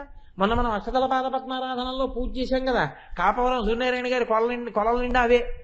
కాబట్టి మరి ఎర్ర తామరలు ఉన్నాయి కదా అంటే శంకరాచార్యులు వారు అన్నారు, ఉట్టిది డాబు, అవి ఎర్ర తామరలు కావమ్మా. తెల్ల తామర పూలు ఒకానొకసారి పందెం వేసుకున్నాయి. పందెం వేసుకుని అమ్మవారిని పద్మాక్షి పద్మాక్షి అంటారు, మాలాగే ఉంటాయి కదా అమ్మవారని చెప్పి తామర పూలు దగ్గరికి వచ్చాయి. ఏమిటి, తెల్లవారేటప్పటికి వాడిపోయే మీకు నా కళ్ళకి పోలిక, ఏదో పద్మాక్షి అన్నారు కదా అని పెద్ద పోలికొచ్చారా అని నువ్వు ఇలా చూసావు. అంతే, నీ కన్నులలో వచ్చిన ఎరుపు జీర తెల్లటి తామర పూలలో పడి తెల్ల తామరలు ఎర్ర తామరలుగా కనబడ్డాయి తప్ప వాటికి అవి ఎర్ర తామరలు ఎక్కడున్నాయమ్మా? నీ కంటి ఎరుపు వాటిలో పడి ఎర్రతనాన్ని పొందాయి. కాబట్టి నీ ఎరుపు జీరతో తెల్ల తామరలను ఎర్ర తామరలు చేసి గెలిచావు. కాబట్టి సరసిరుహ సౌభాగ్యజననీ. అబ్బో శంకరా, నిజంగానే నీ నిరసాలు నా కళ్ళల్లో కురిపించానో లేదో కానీ ఎప్పుడు చూసావయ్యా ఇవన్నీ అంది అమ్మవారు. మరి శంకర ఇంకా హాస్యరసం. సఖీషుస్మేరాతే, నీ చెలికెత్తెలతో కలిసి నువ్వు ఆడుకుంటుంటావు కదా, శారదా నవరాత్రులకి మన వాళ్ళు ఇక్కడ చేస్తుంటారు. గల్లు గల్లున కాలి గజ్జలందెలు మోయ కలహంస నడకాల కలికి ఎక్కడికే అని ఒక ఆవిడంది. అని అదేంటి, జడలో నా గంగాను ధరించుకొన్నట్టి జగములేలే సాంబా శివుని సన్నిధికే అని ఇంకో ఆవిడంది. భార్య భర్త దగ్గరికి వెడుతోందంటే ఏమి ఇబ్బంది ఉండదు. ప్రేమతో నెత్తి మీద ఇంకో ఆవిడిని పెట్టుకున్న ఆయన దగ్గరికి ఈవిడ తగుదనమ్మా అని వెడుతూ ఉంటుందంటే హాస్యమా కాదా అది? గల్లు గల్లున కాలి గజ్జలందెలు మోయ కలహంస నడకాల కలికి ఎక్కడికే అని అడిగితే నీ మీద ప్రేమ ఉన్న సాంబ శివుని సన్నిధికే అంటే పర్వాలేదు. ఏంటి జడలోన గంగాను ధరించుకున్నట్టి జగము లేలే సాంబ శివుని సన్నిధికే అంటే నెత్తి మీద పెళ్ళం ఇంకోతి. ఇప్పుడు ఈవిడ తెలుసు ఇది తన్ని వెటకారం ఆడమేనని, అందుకని ఆవిడంది ఏం కాదు, లోకాలనన్నిటినీ తన కన్నులతో పాలించే సాంబ శివుని సన్నిధికే అంటూ అమ్మవారు చిరునవ్వు నవ్వుతూ ముందుకెళ్ళిందిట. అలా తన చిలికెత్తెలతో హాస్యం ఆడినప్పుడు అమ్మా నీ కళ్ళల్లో హాస్యరసం కనపడిందమ్మా అన్నారు. సఖీషు స్మేరాతే. మరి కరుణరసం ఇప్పుడు అంటే అమ్మ నువ్వు దక్ష ప్రజాపతి కూతురుగా ఉండగా నీ మాట తండ్రి మందించకపోతే అప్పుడు నువ్వు దేహత్యాగం చేశావు, అప్పుడు కరుణారసం కనపడిందమ్మా అని చెప్పచ్చు. కానీ బాగుండదు ఆ శ్లోకం చెప్పేటప్పుడు. ఆయన అన్నారు శంకరాచార్యుల వారు ఇంకెప్పుడమ్మా, నన్ను చూసినప్పుడే అన్నారు. నీ కొడుకుని కదా, నీ చెలికెత్తెలు వచ్చి శంకరాచార్యుల వారు వచ్చారమ్మా అంటే అయ్యో అయ్యో అయ్యో పిల్లాడు వచ్చాడా రమ్మను అంటే అమ్మా నేను నీ దగ్గరికి వస్తుంటే నన్ను చూడగానే నన్ను ఎంత కారుణ్యంతో చూసావమ్మా, కాబట్టి ఇప్పుడు ఏమైంది నా మీద కరుణారసం చూపించావు, కాబట్టి మయి జనని దృష్టి కరుణ, నా మీద నన్ను చూసినప్పుడు కరుణ. శంకరాచార్యుల వారి శ్లోకంలో ఉన్న గొప్పతనం ఏమిటో తెలుసా అండి? మీరు అమ్మవారి కన్నుల వంక చూసి ఈ శ్లోకం ఎప్పుడు చెప్పినా మయి అన్నప్పుడు మీరే శంకరులు కాదు. మయి జనని అమ్మ నన్ను చూసినప్పుడు అన్నప్పుడు దృష్టి సకరుణ వక్త్రలక్ష్మి పరివాహ చలన్మీన అవలోచనాయై మీనాక్షి దృష్టి మీ మీద పడిపోయేటట్టుగా శ్లోకాన్ని మలిచేశారు ఆయన. బాగుంది. కానీ శంకర రసాలన్నింటిలో గొప్పది 9 శాంతరసం, అది ఏది చెప్పలేదే. శివే శృంగారార్ధ్ర తదితరజనే కుచ్చనపర సరోషా గంగాయాం గిరిశచరితే విస్మయవతి సఖీషు స్మేరాతే మయి జనని దృష్టి హరాహిభ్యో భీత మయి జనని దృష్టి సకరుణ. మరి శాంతరసం ఇది 9వ రసం ఉండాలి కదా, 8 కదా చెప్పావు నువ్వు అంటే. శంకరాచార్యులు వారు అన్నారు అసలు శాంతరసం లేని వాడికి 8 రసాలు ఎక్కడ ఉంటాయమ్మా? శాంతంగా ఉంటావు కాబట్టే మిగిలిన 8 ఉన్నాయి. మా అమ్మ శాంతంగా ఉంటుందని చెప్తే అంతకన్నా హాస్యం ఉందా? నీ రూపమే శాంతం, ఇంకా వేరే చెప్పాలా అన్నారు. అందుకని శాంతం గురించి నేను చెప్పనన్నారు. అందులో 9 ఉన్నాయా లేవా? 9 రసాలు అమ్మవారి కళ్ళల్లో ఉన్నాయి. ఈ 8 లేనప్పుడు ఉండేది శాంతరసమే. కాబట్టి అమ్మ నీ కళ్ళల్లో 9 రసాలు ఉన్నాయన్నారు శంకరాచార్యుల వారు. ఇది ఎందుకు అంటే మీరు చూడండి, ఈ శ్లోకం నేను చెప్తున్నప్పుడు మధ్యలో ఆపలేదు. నేను కొన్ని చెప్తున్నప్పుడు మీ అందరూ చంటి పిల్లలైపోయి నవ్వారు సభలో. ఈ నవ్వు ఎందుకు వచ్చింది అంటే మీరు లోపల పొందినటువంటి అనుభూతి మీ నవ్వుగా ప్రకటనమైంది. ఈ అనుభూతి మీరు పొందుతున్నప్పుడు మీకు తెలియకుండానే అమ్మవారి కళ్ళు మీకు కనపడ్డాయి. ఆవిడ పొందిన భావన మీకు ప్రచోదనమైంది. ఇది అయిన ఉత్తర క్షణంలో ఆవిడ అనుగ్రహంతో కూడిన దృష్టి మీ మీద పడిపోతుంది, మీనాక్షి దృష్టి. ఇది మీ మీద పడేటట్టు చెయ్యడానికి శంకరులు అమ్మవారి కన్నుల మీద ఈ శ్లోకం ఇచ్చారు. ఆయన అసలు ఎన్ని చిత్రాలు చేసేసారంటేనండి నేను ఏమి చెప్పగలను. ఒక్కొక్కసారి అనిపిస్తుంది వీరికి దిగిపోయాక చచ్చా ఏం ప్రసంగం రా, ఏం చెప్పేవరా నువ్వు, సిగ్గుపడద్దురా నువ్వు ఇలా చెప్పినందుకు అనిపిస్తుంది. మహాసముద్రాలు ఏదో చెప్పేశాననిపించి ఎన్ని శ్లోకాలు, ఎంతమంది ఎంత అనుభవించారో ఏం చెప్తాం. వక్త్రలక్ష్మి పరివాహ చలన్మీ నాభలోచన ఓ 3 నెలలు చెప్పండి అంటే సంతోషంగా ఉంటుంది. లలితా సహస్రం చెప్పండి అంటే ఏం చెప్తాము. కాబట్టి చూడండి ఆయన అంటారు దృశాద్రాఘీయస్యాదరదలిత నీలోత్పల రుచ దవీయాంసం దీనం స్నపయ కృపయా మమపి శివే అనేనాయం ధన్యో భవతి నచతే హానిరియత వనే వా హర్మ్యే వా సమకర నిపాతో హిమకరః. అమ్మా దృశాద్రాఘీయస్య నువ్వు కళ్ళిలా తిప్పుతుంటావు. ఎందుకు తిప్పుతావు అంటే ఈ లోకములన్నీ ఎంతవరకు ఉన్నాయో అంతకన్నా ఎక్కువ దూరం నీ కళ్ళు తిరుగుతాయి. ఎందుకని? అమ్మో నా బిడ్డలందరూ ఎలా ఉన్నారో అని నువ్వు అలా చూసుకుంటూనే ఉంటావు. దరదళిత నీలోత్పల రుచ అలా చూడ్డంలో నీ కన్నులు దళిత అంటే విచ్చుకోవడం, దరదళిత అంటే విచ్చుకోని కన్నులు. నల్ల కలువ బాగా విచ్చేసుకుంది అనుకోండి, లోపల తెల్లతనం కనపడుతుంది. బాగా విచ్చుకోకూడదు, కొద్దిగా విచ్చుకుందనుకోండి, కొద్దిగా విచ్చుకున్నప్పుడు ఆ నల్ల కలువ దగ్గరికి వెళ్ళి మీరు ఇలా చూశారనుకోండి, ఆ నల్ల కలువ యొక్క రేకులు విచ్చుకుంటూ ఉండగా రేకుల యొక్క మొదటి భాగాల దగ్గర ఉన్న నీటి బిందువులు నల్లటి రేకుల కింద ఉన్నటువంటి తెల్లటి భాగం కనపడతాయి. అమ్మవారి కళ్ళు ఇలా విచ్చేసుకుందనుకోండి, కోపంగా ఉన్నట్టు, ప్రేమతో ఇలా ఉందనుకోండి, సంతోషంతో ఉన్నట్టు, అంటే దరదళిత, విచ్చుకోని నల్ల కలువలా ఉందమ్మా నీ దృష్టి. అందులో చల్లతనం ఉంది, మా పట్ల కారుణ్యం ఉంది. అందుకని నల్లటి కాంతి, చల్లటి బిందువులు. కాబట్టి దరదళిత అటువంటి కన్నులు. ఇదే పట్టుకున్నారండి మహానుభావులు, ఒకరు కాదు. అమ్మవారి కన్నుల మీద ఎందరూ ఎంత రసాన్ని పండించారో. సుందరకాండలో ఉరిపోసుకుంటున్న సీతమ్మ తల్లికి ఎడంకన్ను ఎదిరింది. అమ్మవారి ఎడంకన్ను ఎదిరింది అనొచ్చుగా, వాల్మీకి మహర్షి అలా అనలేదు. తస్యాశుభం వామవరాళ పక్ష్మ రాజీవృతం కృష్ణ విశాల శుక్లం ప్రసందతైకం నయనం సుకేశ్య మీనాహతం పద్మమివాభితామ్రం అన్నారు. బాగా లోతైనటువంటి సరోవరంలో అడుగుకి కాండ ఉండి కాడ ఉండి పైకి కనపడకుండా నీటి మీద తామర పువ్వు అరవిరిసి ఉండగా నీటి లోపల ఉన్నటువంటి తామర తూడు పక్కకి ఒక చాప వెళ్ళి నిలబడి మళ్ళీ ప్రయాణం మొదలుపెట్టి వెళ్ళిపోయేటటువంటి సమయంలో తోక ఇలా కదిపితే, ఇలా కదిలినటువంటి తోక వెళ్ళి నీటి లోపల ఉన్న తామర తూడికి తగలడం వల్ల పైన ఉన్న పువ్వు ఇలా కదిలితే ఎంత అందంగా కదులుతుందో అలా అమ్మా నీ ఎడం కన్ను కదిలింది అన్నారు మహర్షి. ఆ కన్నుల మీద అన్నెన్ని పద్యాలు ఇచ్చారు. పోతన గారు అయితే భాగవతంలో అంటారు, నిటలాలకములంట నిబురు ఝుంఝుమ్మని ముఖ సరోజము నిండ ముసురుజెంట్లు నలుల నోపక జిల్క అలనల్ల చేరిన యోష్ట బింబజ్జుతలుడియనురుకు శుకములను తోల చెచ్చురు మీనములకు మందాకిని పాఠీన లోకమగుచు మీనపంతులు దాటమైతీగతో రాయ శంపాలతలు మింట సరణిగట్టు శంపలను గెలువ చక్రవాకంబులు కుచయుగంబులు తాకి కొవ్వు సూపు మెలతో మెగులు పిరిది మెరుగు తీవయుపోల జలదువర్ను వెనుక జనెడునప్పుడు అంటారు. లక్ష్మీదేవి నారాయణమూర్తితో కలిసి గజేంద్ర మోక్షంలో వెళ్ళిపోతుంటే అమ్మవారి ముఖాన్ని చూసి పద్మాలనుకుని తుమ్మెదలు వాలైతే, అయ్యయ్యో ఇది నా ముఖమే పద్మం కాదని తోలేసింది. ఇంకొంచెం ముందుకెళ్ళేటప్పటికి ఆకాశగంగలో చేపలు వచ్చి అమ్మవారి కన్నుల వంక చూసి, అబ్బబ్బా చిన్న చిన్న చేప పిల్లలు తినేద్దాని రెండని పెద్ద పెద్ద చేపలు వచ్చేట, అయ్యో ఇవో ఇవి చిన్న చిన్ని చేపలు కావు నా కళ్ళని అమ్మవారు పెద్ద చేపల్ని తోచేసిందిట. అక్కడ కూడా మీనాక్షి నామమే తీసుకున్నారు పోతన గారు.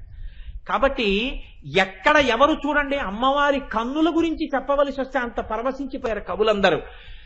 శారదానంద లహరిలో పేరాల భరతశర్మ గారు అంటారు, అమ్మా ఏం చెప్పమంటావు, వర్ణములా సువర్ణములు పాదములా కలహంసముల్ శృతుల్ కర్ణరసాయనమ్ములు శుకమ్ముల పల్కుల పల్కులమ్మ ఆకర్ణ విశాల నేత్రములు కంజదలాయతముల్ అని పొంగిపోతారైన. అమ్మాయి కంజతలాయతములు ఇక్కడ వరకు ఉన్న కళ్ళమ్మ నీ కళ్ళు అంటారు. శంకరాచార్యులు వారు అంటారు, దరదళిత నీలోత్పల రుచ, విచ్చుకోనటువంటి నల్ల కలువలా ఉంటుందమ్మా నీ కన్ను.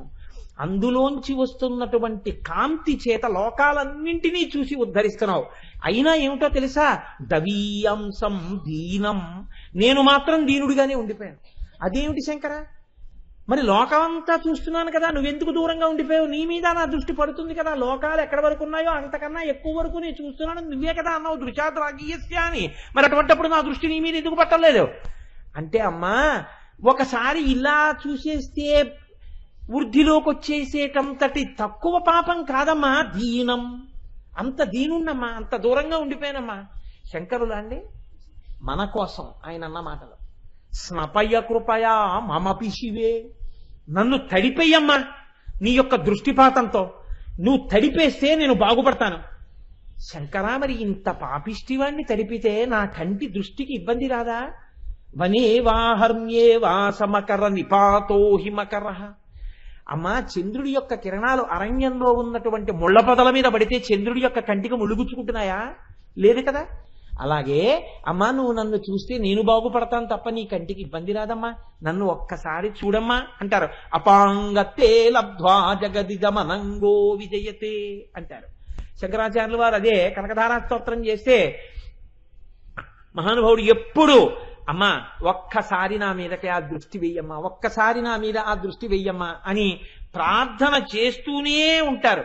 కాబట్టి చూడండి, ఇంతమంది చేత అమ్మవారి యొక్క దృష్టి ప్రార్థన చేయబడింది. కానీ లోకంలో ఎవ్వరూ చూడనటువంటి రీతిలో అమ్మవారి కన్నుల యొక్క శక్తి గురించి వశిన్యాది దేవతలు చెప్పిన విషయాల్ని మార్చి శంకరాచార్యులు వారు చెప్పారు చమత్కారంగా.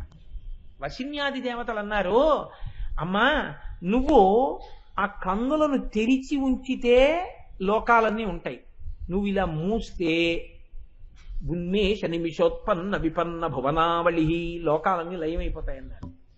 శంకరాచార్యులు వారు దాన్ని ఎంత చమత్కారం చేసేశారో తెలుసా అండి.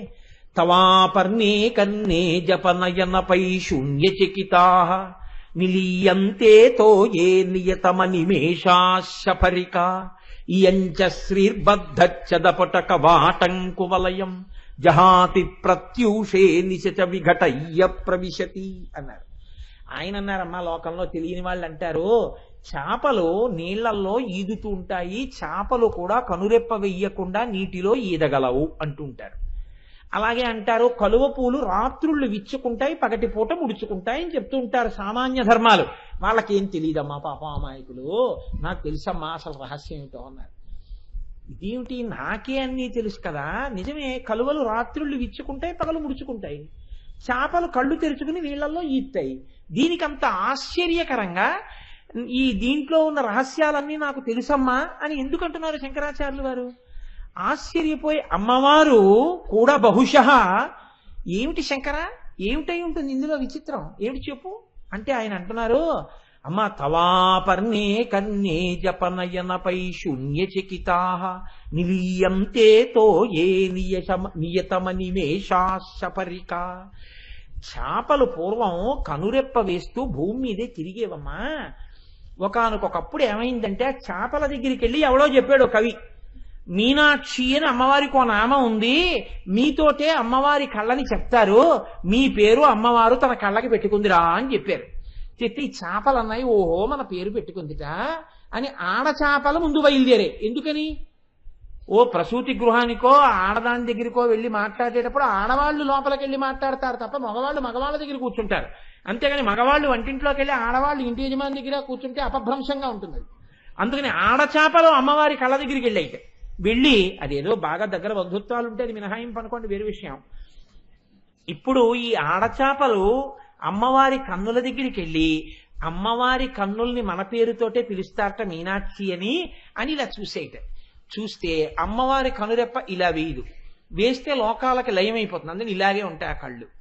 చూసేట అబ్బా అమ్మవారు కనురెప్ప వేయదురా, మనకేంటి రెప్పలు పడిపోతాయి, మనకి ఈ కళ్ళకి పోలిక అని అనుకుంటుంటే కొన్ని చేపలు అన్నాయిట, ఎలాగో వచ్చేసాం కదా కళ్ళదాకా, అమ్మవారు కనురెప్ప వెయ్యకుండా ఉంచుకోగలిగిన శక్తి కొంచెం మనం దొంగతనం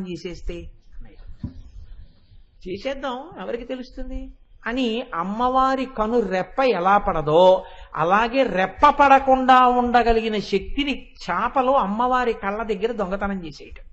అమ్మవారి కళ్ళు ఇలా ఉండవుగా, ఇలా తిరుగుతుంటాయి. దృశాద్రాఘీయస్య ఇలా తిప్పుతూ ఉంటుంది ఆవిడ. ఇలా తిప్పుతుంటే భీమవరంలో మావుళ్ళమ్మ తల్లిలాగా ఇక్కడ వరకు ఉంటాయి ఆవిడ కళ్ళు, ఎంత అందంగా ఉంటాయో ఆ మావుళ్ళమ్మ తల్లివి. అలా ఈ కళ్ళెళ్ళి దొంగతనం జరిగితే పక్కింట్లో కదా చెప్తారు, చెవులకి చెప్పేట. చూసే చేపలు అమ్మవారి కళ్ళ దగ్గరికి వచ్చి రెప్ప వెయ్యకుండా ఉండగలిగిన శక్తిని దొంగిలించాయి, అందుకే ఇప్పుడు చేపలు రెప్పలు వేయకుండా తిరగగలుగుతున్నాయి అని చెప్పేట. చెప్తే ఈ మాటలు చేపలు విన్నాయిట. ఊరే మనం చేసిన దొంగతనం బయటపడిపోయింది, ఇవాళ కళ్ళు చెవులకి చెప్పాయి, చెవులేమో ఎవరికి చెప్తాయి, కవులకి చెప్తాయి. కవులు ఏం చేస్తారు, పద్యాల్లో రాసేస్తారు. ఇక మన బతుకు బయట పడిపోయింది, మనం ఎక్కడన్నా కనపడితే దొంగ దొంగ అంటారు, అందుకని మనం భూమి తిరగద్దని నీళ్లలో తిరుగుతున్నాయమ్మా అప్పటి నుంచి అని. ఎక్కడ అసలు ఉన్మేష నిమిషోత్పన్న విపన్న భువనావళి, ఎక్కడ చేపలు నీళ్లలో తిరగడం. తవాపర్ణే కర్ణే జపనయనపై శూన్యచకితా నిలీయంతే తో ఏ నియతమ నిమేషాశపరిక. అమ్మవారు కూడా ఒక్కసారి నవ్వి, ఎంత గొప్పగా చెప్పావు శంకరా, సరే బాగుందయ్యో ఈ కథ ఏదో సరే, కానీ కలువ పూలు రాత్రిళ్ళే ఎందుకు వికసిస్తున్నాయి అది కూడా చెప్పు అంది. అంటే ఆయన అన్నారు, ఏముందమ్మా పెద్ద చెప్పడానికి ఏముంది, నీ యొక్క ఆ కన్నులతో ఆ కలువలతోటే కదా కువలయములు అని కువలయాక్షి అని పిలుస్తూ ఉంటారు. కలువ పూలతో పోలుస్తారు కలవి. ఆ కలవ పూలకే అదే కోరిక పుట్టింది. ఓసారి వెళ్ళి అమ్మవారి కళ్ళు చూసొద్దాం, మన పేరుతోటే ఉంటాయిట ఆ కళ్ళు, ఎంత బాగుంటాయో, మన అందం అంతా అక్కడ ఉంటుంది, మన అందమే అమ్మవారు ఉచ్చుకుందనుకుంది. ఈ కలువ పూలన్నీ బయలుదేరుతూ పోని బయలుదేరాయా, ఏదో తిరుపతి వెళ్లే ముందు అందరికీ చెప్పి వెళ్ళిపోయినట్టు మేమందరం అమ్మవారి కళ్ళ దగ్గరికి వెళ్తున్నాం అంటే, ఎందుకు అని అడిగితే మా పేరే ఆవిడ కళ్ళు పెట్టుకుందిట, కువలయాక్షి అని పెట్టుకుంది, మా అందం అంతా ఆవిడ దగ్గర ఉందిట, ఓసారి వెళ్ళి చూసొస్తాం అని. అయితే వెళ్ళి చూసిరండి, అట్నుంచి వచ్చి చెప్పండి మాకు అమ్మవారి గురించి. తప్పకుండా చెప్తాం, మా పేరే కదా పెట్టుకుంది, మమ్మల్ని లోపలికి పిలిచి మాట్లాడుతుంది అని డాబులు చెప్పి వెళ్ళి తీరా వెళ్ళి అమ్మవారి కళ్ళ ముందు నిల్చున్నాయిట. ఆ కళ్ళు ఎక్కడా, సౌందర్యం ఎక్కడా, రక్షణ శక్తి ఎక్కడా, రసాలు ఎక్కడా, ఒక్క పూట మారేటప్పటికి మాడిపోయే మన బతుకెక్కడా అని సిగ్గుపడి వెనక్కి తిరిగి వచ్చేస్తున్నాయిట. వెనక్కి తిరిగి వచ్చేసిన తర్వాత ఊళ్ళో ఉన్న వాళ్ళందరూ వెళ్ళొచ్చారా ఏమైందని అడుగుతారు. ఏమైందని అడుగుతారని ఆ రోజు నుంచి కలవపూలు పగటిపూట వికసించి ఇంట్లోకి వెళ్ళడం మానేసి రాత్రిపూట తలుపులు తీసుకుని వికసించి ఇంట్లోకి వెళ్తున్నాయమ్మా, తలుపులు తీసుకున్నాయి, అందుకని రాత్రులు విచ్చుకుంటాయి, పగలు విచ్చుకో కలువలు అన్నారు. శంకరుల ప్రజ్ఞకి శంకరులే సాటి. నల్ల కలువల యొక్క కాంతిని అమ్మవారి కన్నులు గెలిచినటువంటి కారుణ్యమున్న కన్నులు అని చెప్పడానికి చాపల మీద కలువల మీద పెట్టి అంత గొప్ప శ్లోకాన్ని ఇచ్చారు. పోను అక్కడితో ఊరుకున్నారనుకుంటున్నారా? ఏదో కష్టపడిన ఆర్తిని ఆపేసుకుంటాను, ఒక్క 5 నిమిషాలు వినండి. అందులో ఏమంటే ఇలాంటివి మొదలు పెట్టినప్పుడు ఆ ఆనందం ఆగమంటే ఆగేది కాదు. ఇవాళ శివరాత్రి అయితే ఎంత బాగుండదు అనిపిస్తుంటుంది. కాబట్టి చూడండి, శంకర భగవత్పాదులు అంటారు ఒక శ్లోకంలో, కవీనాం సందర్భస్తబకమకరందైకరసికం కటాక్ష వ్యాక్షేప భ్రమర కలభౌ కర్ణయుగళం అముంచంతౌ దృష్ట్వా తవ నవరసాస్వాదతరళా అసూయా సంసర్గాదళిక నయనం కించిదరుణం అన్నారు. అమ్మవారికి కూడా 3 కన్నులు ఉంటాయి. పరమశివుడికి ఉన్నట్టే 3 కన్నులు ఉంటాయి. 3 కన్నులు ఉన్నప్పుడు 3 కన్నులు అన్నప్పుడు కన్నులు 3 ఒక్కలాగే ఉండాలి. కానీ దరదళిత హేమాంబుజరుచి అన్నారు. అహస్సూతే సవ్యం అన్న శ్లోకంలో శంకరాచార్యుల వారు 3వ కన్ను కొంచెం ఎర్రగా ఉంటుంది. ఆయన అన్నారు, అమ్మాయి ఈ 2 కళ్ళు ఉన్నట్టు ఈ కన్ను కూడా నల్లగా ఉండాలి కదా, ఈ కన్ను నల్లగా ఉండకుండా ఇది ఒక్కటే ఎర్రగా ఉండి ఈ 2 కళ్ళు మాత్రం నల్లగా ఎందుకుంటాయో తెలుసా అన్నారు. అమ్మో మళ్ళీ మొదలెట్టావా, మళ్ళీ నా కళ్ళ మీదే నాకు తెలియనివి నీకు తెలుస్తుంటాయి శంకరా, ఎంత విచిత్రం. సరే ఏమిటి చెప్పు. ఇది సూర్యుడు, ఇది చంద్రుడు, ఇది అగ్ని, అందుకని అలా ఉంటాయేమో. కాదమ్మా, సూర్యుడు చంద్రుడు అగ్ని అయితే సూర్యుడిది కొంచెం ఎక్కువ ఎరుపు ఉండాలి, చంద్రుడిది తక్కువ ఎరుపు ఉండాలి, అగ్ని బాగా ఎర్రగా ఉండాలి. అలా లేవుగా, ఈ 2 నల్లగా ఉన్నాయి, ఇది కొంచెం ఎర్రగా ఉంది. మరి ఈ 2 ఒక్కలా ఎందుకున్నాయి? అది కాదులేమ్మా, అసలు కారణం వేరే ఉందన్నారు శంకరాచార్య. ఏమిటి అసలు కారణం చెప్పండి. ఏమి లేదమ్మా, కవులు ఎప్పుడు నీ మీద రాసినటువంటి స్తోత్రాల్ని చదువుతూ ఉంటారు నీ సభల్లో కూర్చుని. చదువుతున్నప్పుడు అది శంకరుడి మీద రాసినటువంటి కవిత్వం అయితేట ఇలా ఇలా అంటుందిట పరవశంతో. ఇలా ఇలా అంటుంటే ఆవిడ చెవులకు పెట్టుకున్న తాటంకములు ఇలా ఊగుతాయిట. ఊగుతూ ఇలా ఇలా అంటూ ఇలా సంతోషపడిపోతుంట. భ్రూలతికయోహో అంటారు, కనుబొమ్మలు కదుపుతూ సంతోషిస్తూ షహబాష్ అందోసారి వస్తుంది ముందు ముందు ఆ నామం. ఇప్పుడు శంకరుడి మీద కవిత్వం కాదు, ఈవిడి మీద కవిత్వం. అందుకని ఆవిడికి పెద్ద ఆసక్తి ఉండదు దాన్ని పొగడం విషయం మీద. కానీ వింటుంది. విని ఏమిటి సంతోషం అంటే ఒకసారి అలా కళ్ళు తిప్పి చూస్తుంది. ఆ కటాక్షమే చాలంటారట కవులు. అందుకని ఇలా వింటోందిట. వింటుంటే వినేవి ఏవి? చెవులు. ఇప్పుడు ఈ చెవులు కవులు చేసినటువంటి గానాన్ని వింటున్నాయిట. కవుల యొక్క సారస్వతం నిండా అమృతం ఉంది. ఈ అమృతం చెవి దొప్పల నిండా ఉంది అమ్మవారి దగ్గర. ఈ సారస్వతం అంతా విని చెవులలోకి ఆ అమృతం వెడుతోంది. ఈ కన్నులు ఎలాగో ఇక్కడ దాకా వెళ్ళాం కదా, అమ్మవారివి ఆకర్ణాంత విశాల నేత్రములు కదా, ఇక్కడ వరకు వెడుతుంది ఆవిడ గుడ్డు. అలా వెడితే అసహ్యంగా ఉండదా అనుకోకండి. మావిళ్ళమ్మ తల్లిని చూడండి, భీమవరంలో ఆ అందం ఏమిటో తెలుస్తుంది మీకు. ఇక్కడ వరకు వెళ్ళినప్పుడు ఇవి అనుకున్నాయిట, ఇక్కడే కదా ఉంది అమృతం ఈ చెవుల్లో, ఇక్కడ దాకా వచ్చి వెనక్కి వెళ్ళిపోవడం ఎందుకు, ఒక్క పిసర నోట్లో పోసుకుందాం అనుకున్నాయిట. తేనె గిన్నె అక్కడ కనపడింది అనుకోండి, ఎవడు ఊరుకుంటాడు, ఓ పిసర నోట్లో పోసుకుంటాడు. అలాగే ఇక్కడ దాకా వెళ్ళాం కదా అని ఈ గుడ్డు ఇక్కడ ఉన్నటువంటి అమృతాన్ని తాగిందిట, ఈ గుడ్డు ఇక్కడున్న అమృతాన్ని తాగిందిట. ఈ కన్ను చూసిందిట. ఈ 2 కళ్ళు చక్క ఇక్కడికి వెళ్ళి ఇది అమృతం తాగేస్తోంది, ఇది ఇక్కడికి వెళ్ళి అమృతం తాగేస్తోంది. కవులు ఇటు ఇటు కూర్చొని చెప్తున్నారు, నా బతుకి ఇచ్చా, నేను కన్నే, కానీ నేను ఇక్కడికి వెళ్ళలేను, నేను ఇక్కడికి వెళ్ళలేను, ఇక్కడే ఉండాలి అని అసూయతో ఎర్రబడిందమ్మా. అందుకని మూడో కన్ను ఎర్రగా ఉంటుంది అన్నారు. అందుకనమ్మా అసూయా సంసర్గాదలిక నయనం, అలిక అంటే నుదురు, అసూయా సంసర్గ, అసూయ చేత నుదురు మీద ఉన్నటువంటి కన్ను కించిదరుణం కాస్త ఎర్రగా ఉందన్నారు. శంకరాచార్యుల వారి ప్రజ్ఞ ఏమిటో తెలుసా అండి? ఎలాగో అలా ఇవి మీ మనసులో గుర్తు పెట్టుకునేటట్టు చేసి మీరింటికి వెళ్ళిపోయి ఇప్పుడు చపాతీ తింటూనో, అన్నం తింటూనో, ఇడ్లీ తింటూనో, మీ పిల్లలతోటో, మీ వారితోటో, మీ భార్యతోటో, అన్నదమ్ములతోటో ఏమాయ్ అని మిగిలినవి దుషాత్ రాగీయస్యా గుర్తున్నా లేకపోయినా చేపలు ఎందుకు దాక్కున్నాయో తెలుసా నీళ్ళల్లో అని ఏదో చెప్పారనుకోండి, మీరు విన్న తన్మయత్వం లోపల పట్టక దాగి ఎవరో ఒకళ్ళు దొరకగానే మళ్ళీ పైకొచ్చింది. ఈ అనుభవాన్ని అడ్డు పెట్టుకుని, ఈ ఆనందాన్ని అడ్డు పెట్టుకుని మీనాక్షి అమ్మవారి అనుగ్రహం మీ మీద ప్రసరిస్తుంది. ఆ వక్రలక్ష్మీ పరీవాహ చలన్మీనాభలోచన యొక్క అనుగ్రహం మీ మీద కురిపించడానికి శంకరాచార్యులు వారు చేస్తున్నటువంటి ప్రయత్నం. ఇక నా ఉపన్యాసాన్ని పూర్తి చేస్తూ మూకశంకరుల గురించి ఒక్క మాట చెప్పి పూర్తి చేసేస్తాను. ఎందుకంటే అమ్మవారి కన్నుల వంక చూసి 100 శ్లోకాలు చెప్పారు ఆయన. ఒక శ్లోకమా 2 శ్లోకాల? ఏ శ్లోకం చదివినా అబ్బబ్బబ్బబ్బబ్బబ్బా అని ఇలా అనవలసిందే. ఏం ఆలోచనలు రాసలు ఒక శ్లోకంలో ఇంకో శ్లోకం లేదు, ఎలా వచ్చారా ఈ ఆలోచనలు అనిపిస్తుంది. ఒక్కటి రుచికి చూపిస్తాను. ఆయన అంటారు, నీలో పిరాగమధికం జనయన్ పురారే లోపి భక్తిమధికాం దృఢయన్నరాణాం వక్రోపి దేవి నమతాం సమతాం వితన్వన్ కామాక్షి నృత్యతు మయి తదపాంగపాత. అమ్మా నీ దృష్టి నల్లగా ఉంటుంది. ఎందుకని? కన్నులు నల్లగా ఉన్నాయి కాబట్టి అందులోంచి వచ్చే దృష్టి కూడా నల్లగా ఉంటుంది. నల్లని దృష్టి లోకంలో ఎవరికైనా ఎర్రతనాన్ని ఎలా కల్పిస్తుందమ్మా? కానీ విచిత్రం ఏమిటంటే 3 పురములను కాల్చినటువంటి పరమశివుడు 3 అవస్థల్ని దాటిన మహాజ్ఞాని ఆయన యందు రాగమును కల్పించింది. రాగము అనురాగము, ఎర్రటి రాగము, ఎరుపు చేత సంకేతిస్తారు. నల్లటి నీ దృష్టి కాముణ్ణి గెలిచిన వాడి యందు, పురములను గెలిచిన వాడి యందు అనురాగమును కల్పించింది. ఏమి గొప్పతనం అమ్మా దృష్టిది! మన్మధుణ్ణి కాల్చేశాడు, నీ దృష్టి పడేటప్పటికీ లొంగిపోయాడు. 3 పురములను గెలిచాడు, నీ కంట్లోంచి వచ్చిన కాంతి కిరణముల వంక చూసేటప్పటికి మాత్రం వశుడైపోయాడు.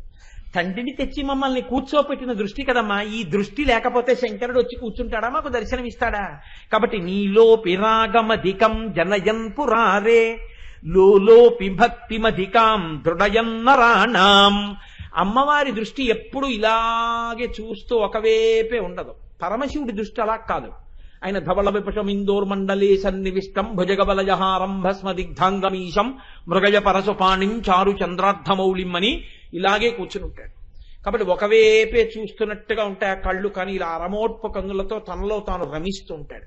అమ్మవారు అలా కాదు, ఎప్పుడు కళ్ళిలా కదిపి తన బిడ్డల్ని చూసుకుంటూ ఉంటుంది. కాబట్టి చంచలమైన చూపులు కదులుతుంటాయి. చంచలమైనటువంటి నీ చూపులున్నాయే, ఈ కదులుతున్న నీ చూపులు మాలో భక్తి కదిలిపోకుండా నిలబెట్టగలిగి ఉంటాయి. ఎంత విచిత్రమమ్మా! కదిలే చూపులకు భక్తిని కదలకుండా నిలబెట్టగలిగిన శక్తి ఉంది. వక్రోపి దేవి నమతాం సమతాం వితన్వన్. వక్రము అంటే వంకరటింకరగా ఉండేటటువంటి లక్షణం. ఈ వంకరటింకరగా ఉండేటటువంటి నీ యొక్క దృష్టి మాకు సమత్వ బుద్ధినిస్తుంది. అమ్మవారి దృష్టి వంకరటింకరగా ఉండడం అంటే ఇంకోలా అర్థం చేసుకోకండి. ఎవరున్న ఆర్తితో అమ్మా అన్నారనుకోండి, టక్కనిటి తిప్పుతుంది, ఇలా చూస్తుంది, ఇలా చూస్తుంది. కాబట్టి పైకి కిందకి అన్ని వైపులా చూస్తుంది. అమ్మ వంకర్లుగా చూసేటటువంటి, అంటే అన్ని వైపులకి చూసేటటువంటి నీ దృష్టి మాలో మాత్రం అన్నిటా ఈశ్వరుణ్ణి చూడగలిగినటువంటి జ్ఞానాన్ని ఇస్తుంది. ఎంత చిత్రమమ్మా! నీ కళ్ళల్లోంచి వచ్చేటటువంటి దృష్టి 3 రకాలైనటువంటి పోల్చదగిన స్తోత్రం చెయ్యడానికి వీలు లేని లక్షణాలతో ఉన్నట్టుంటుంది. నల్లటి దృష్టిలా ఉంటుంది, పరమేశ్వరుణ్ణి రాగరంజితుణ్ణి చేస్తుంది. ఆ దృష్టి చంచలమైనట్టుంటుంది, కానీ మాయందు భక్తి నిలుపుతుంది. ఆ దృష్టి వంకర టింకర్లగా ఉన్నట్టుంటుంది, కానీ మాకు సమత్వం నేర్పుతుంది. అమ్మా అంత గొప్ప దృష్టి కదమ్మా. నేను అడిగేది ఏమిటో తెలుసా? నీకు హాని ఉందమ్మా నా వంకిలా చూస్తే. కాబట్టి తల్లి కామాక్షి నృత్యతుమయి తదపాంగపాత. నీ దృష్టిని నా మీద ఒక్కసారి నాట్యం చేయించమ్మా, ఒక్కసారి ఇలా పైనుంచి కిందకి, కింద నుంచి పైకి, ఇలా పక్కలకి నా వంక ఒక్కసారి చూడమ్మా. ఆ చూపు నా వంక చూశావా తల్లి, నువ్వు మీనాక్షివి, అలా నా వంక ఒక్కసారి చూశావా, నా జన్మ ధన్యమైపోతుంది అని అమ్మ చూపులతో లోకాన్ని ఎన్ని కోణములలో పోషించగలదో మహానుభావులు, వసిన్యాది దేవతలు, శంకరులు, మూకశంకరులు, ఇంకా నేను చాలా విడిచిపెట్టేశాను, పోతన గారు, ఎంతమంది, వాల్మీకి మహర్షి, మీరు ఎవరిని తీసుకోండి, వాళ్ళు అంత అద్భుతంగా అమ్మవారి యొక్క ఆ నామాన్ని అనుసంధానం చేసుకుని జీవితాల్ని తరింప చేసుకున్నారు.